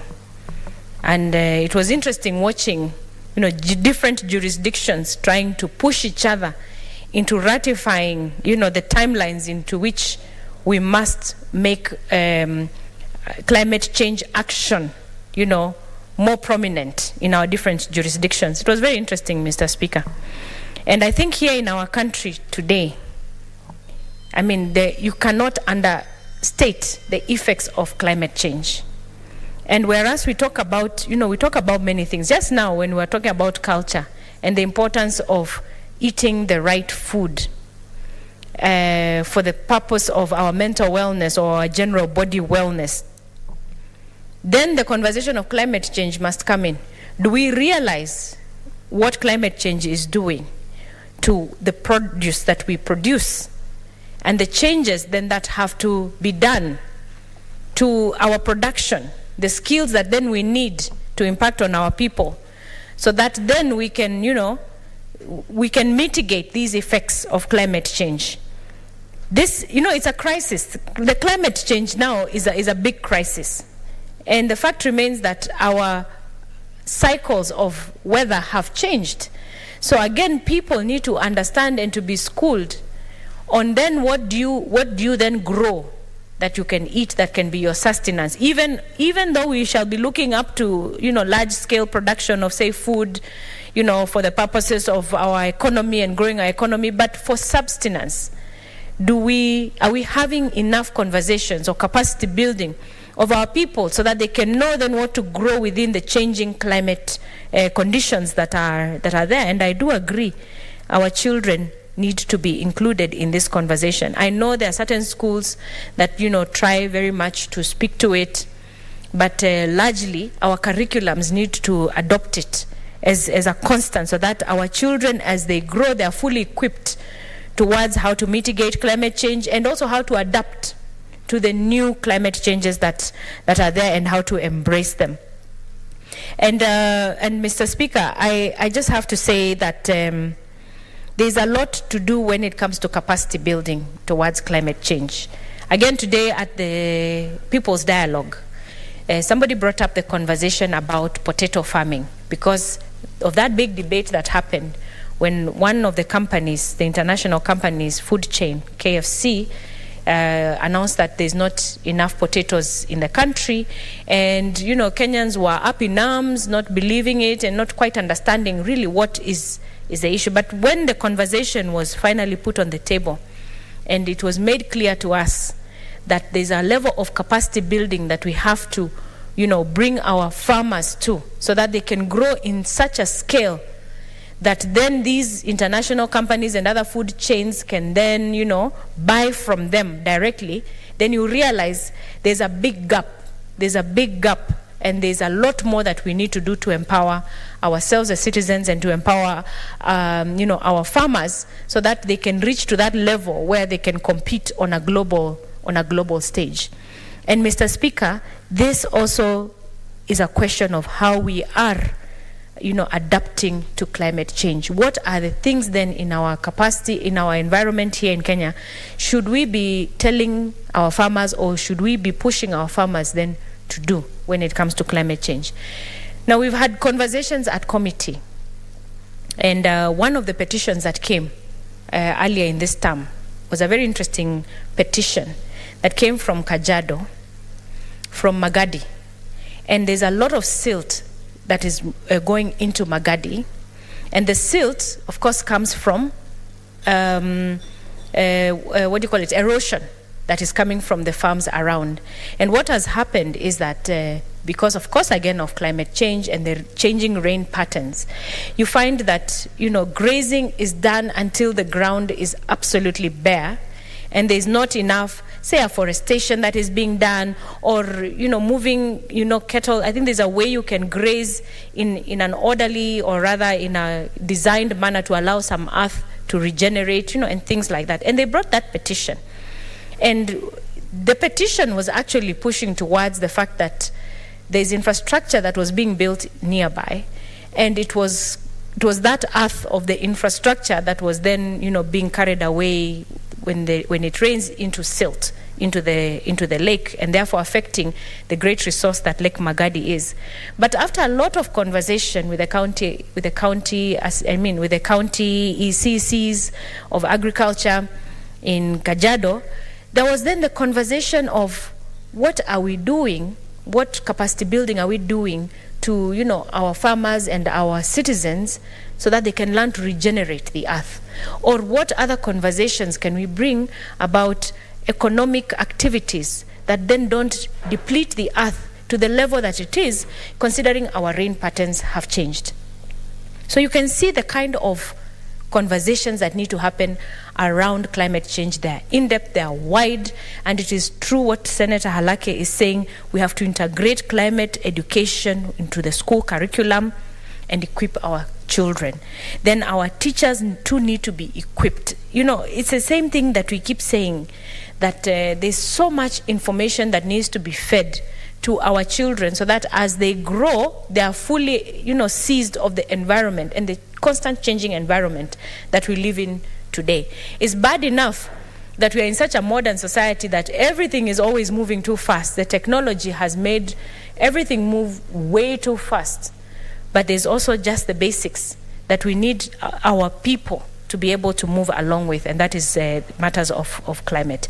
And really, if we don't handle climate change, with, the intent that we need to handle it with, then we shall really, really be disenfranchising ourselves as a citizenry.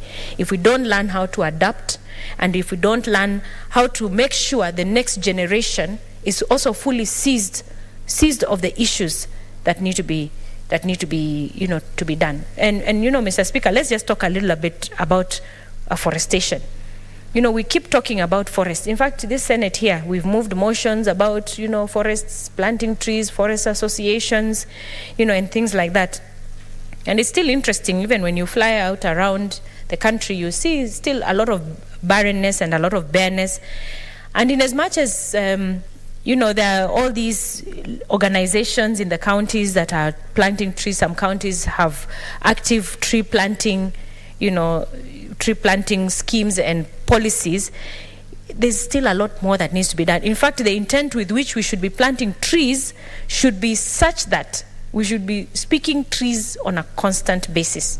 Morning, noon, and night. Everyone should have, In fact, maybe one day we should have a policy that says you should be able to identify how many trees you have as a person that can be, attached to you. So that every child, every human being who lives here in Kenya can say, these are the trees that I have. Because we are not planting enough trees. And as long as we are having conversations of climate change, then trees must be a constant conversation. And our children need to be seized of the importance of some of these things. So, Mr. Speaker, I want to thank Senator Halake for this. And Senator, continue being a champion of climate. You always have been. Keep at it, and I support the motion, and I hope it sees the light of day. Thank you, Mr. Speaker. Senator Agnes Kavindu.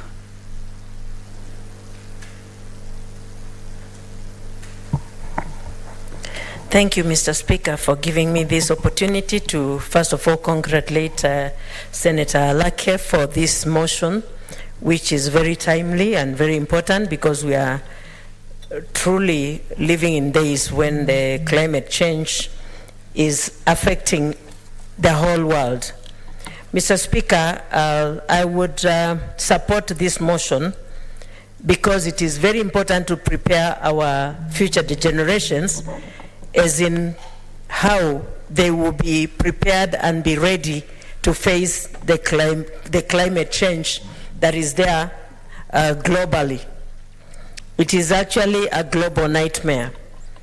And Mr. Speaker, before, when I was growing up, we could tell when the rains will rain.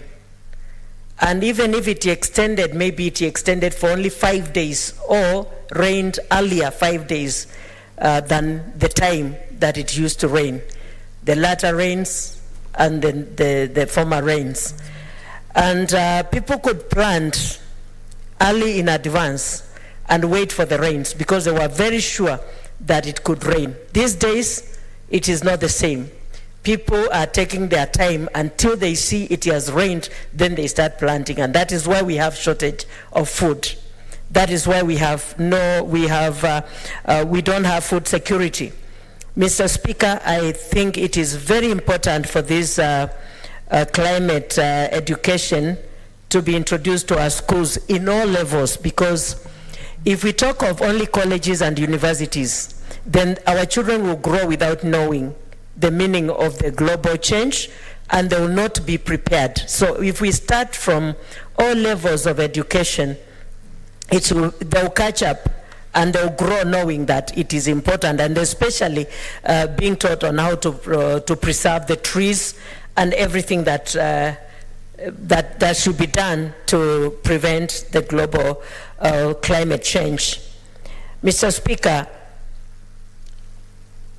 I've seen a certain bishop in Yatta who God put in him just to prepare for people, because in Yatta there was a lot of drought. There is even today, and that is why I want our water to be returned to Machakos. The declassification of the water of Machakos, I want it restored back because there is a lot of drought up to today.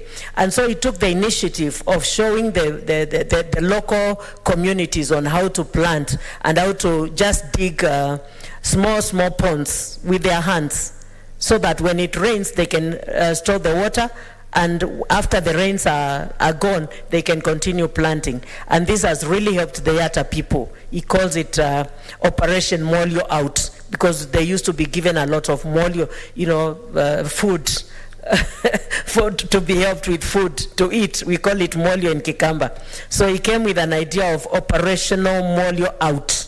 And for sure, it is molio out in Yatta. And many people are coming to learn from his farm, even from outside Kenya.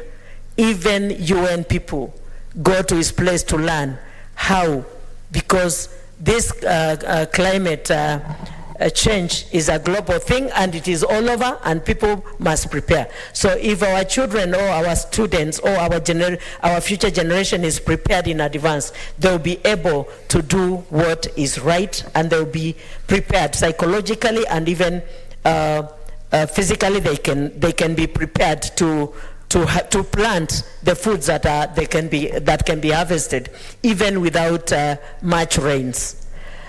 Mr. Speaker, So I want to comment and say that what Kangata was talking about is also very important, and he should bring a motion to this House so that we can pursue it, or it can be included in this program.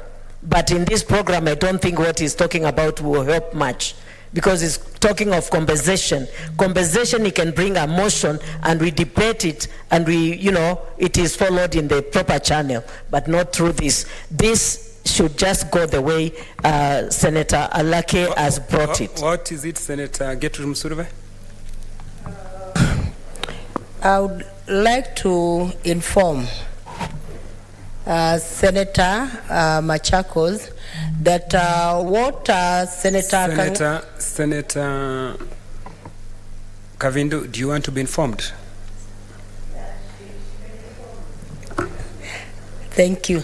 I would like to inform Senator Kavindu that what Senator Kangata was bringing forth on this House did not really deal on pedagogical issue, did not really deal on education. It was more of employment, it was more of financial. But when it comes to the motion of Senator Halake, it's purely pedagogical information and knowledge. Thank you. Senator Musuruve, but that is why I've said he should bring a motion to this House. So I think I'm totally informed of what he was talking about. And that is why I've said he should bring a motion. And this should go the way it is. I've just said that, Senator Musuruve.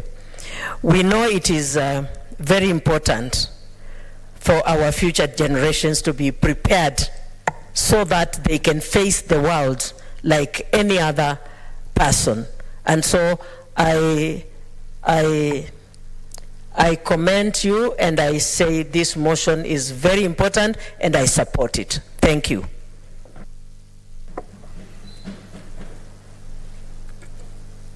Thank you, Senator Kavindu. There being no any other requests, I call upon the mover to reply.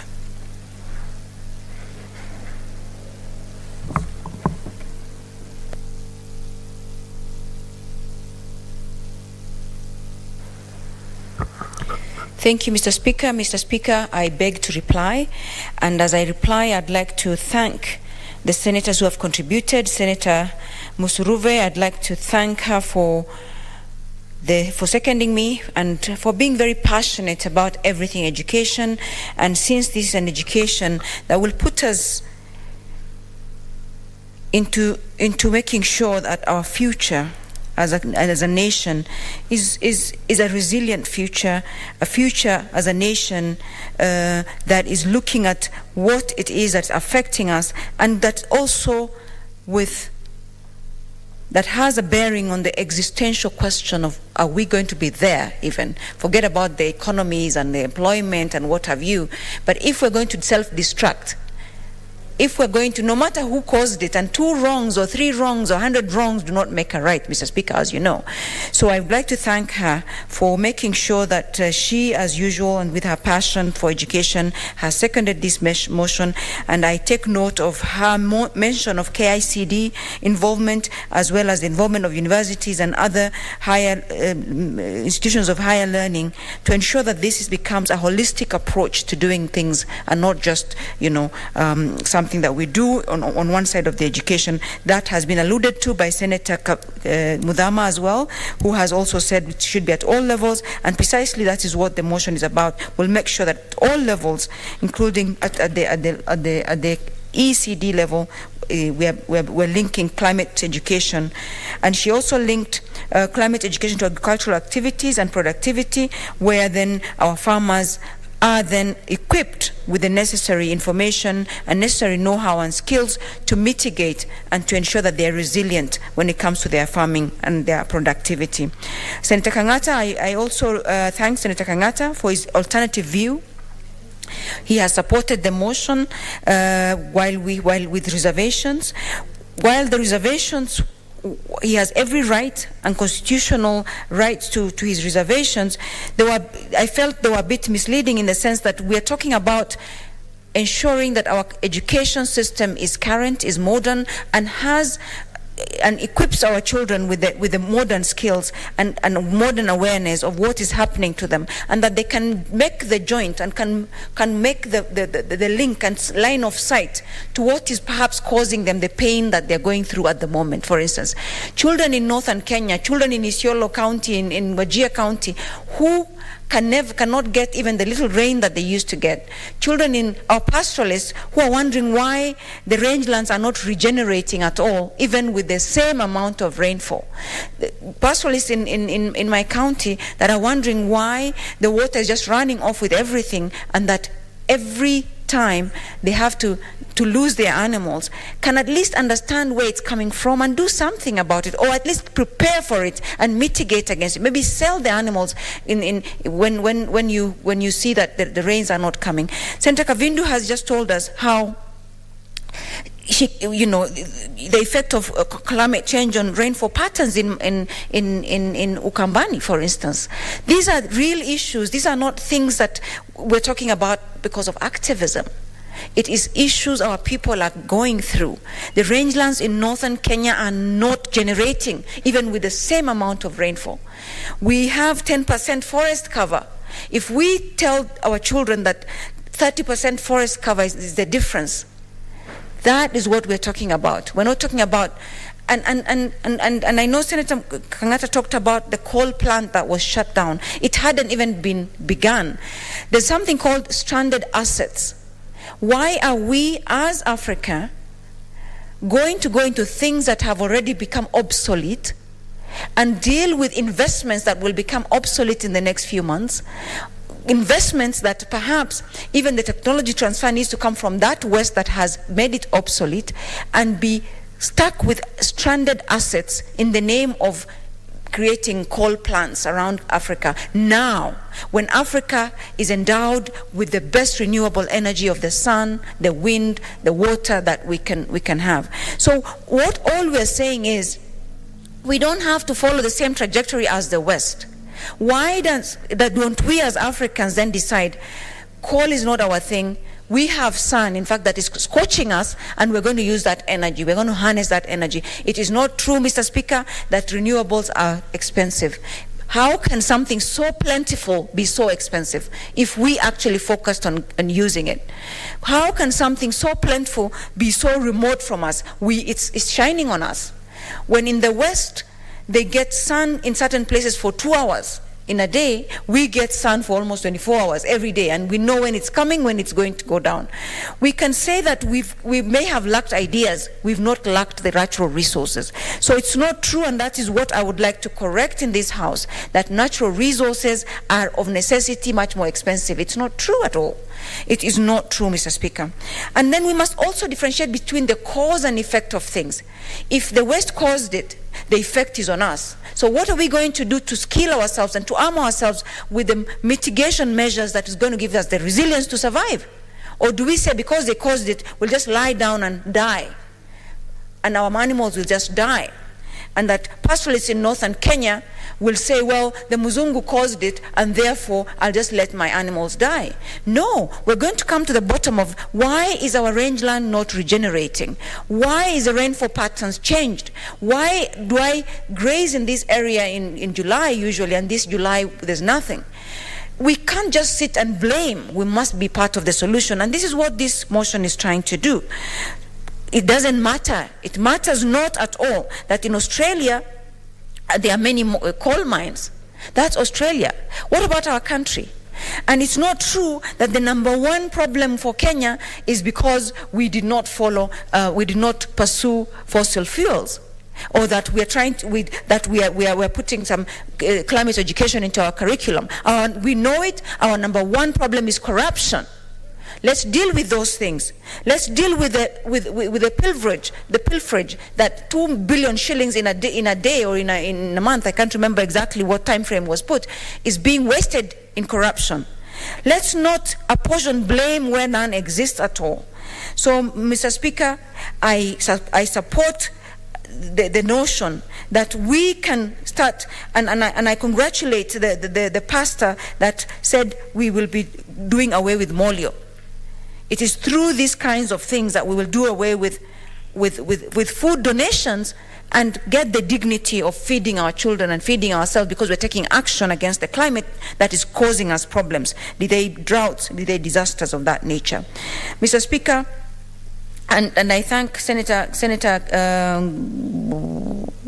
the senator spoke to this issue, Senator Kasanga, and for making sure that we are talking about, again, she's linked and made the dots to the mitigation measures that are being created for our farmers, especially in the dry areas, in the ASAL areas, and for linking the sustainability of our livelihoods and lives to the fact that we are climate competent. It matters not who is causing, but the effect is on us, and it's up to us to do something and be part of the solution. And therefore I reply and I thank everybody that contributed.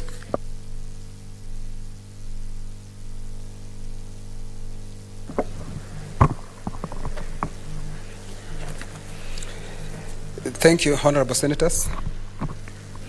I have determined that this matter does not affect county.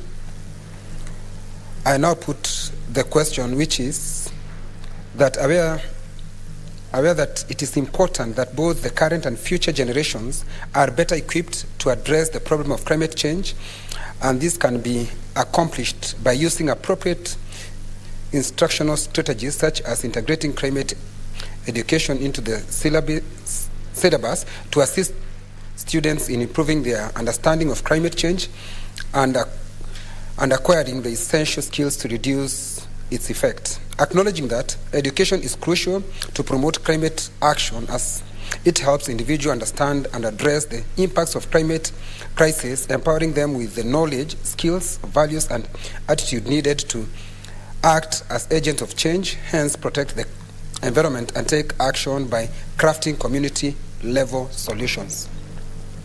Cognizant of the fact that the Constitution of Kenya in Article 42 provides for the right to a clean and healthy environment for every Kenyan, which includes the right to have the environment protected from the benefit of present and future generations.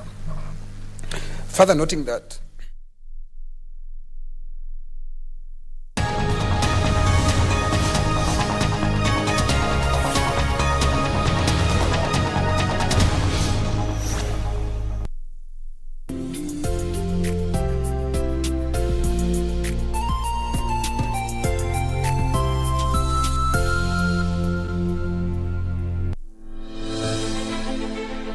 Are you an aspiring candidate in the upcoming general elections? Do you want your agenda and manifesto to reach your voters effectively? At KBC, we have the most comprehensive and credible online platform that has profiles of all prospective candidates. Log on to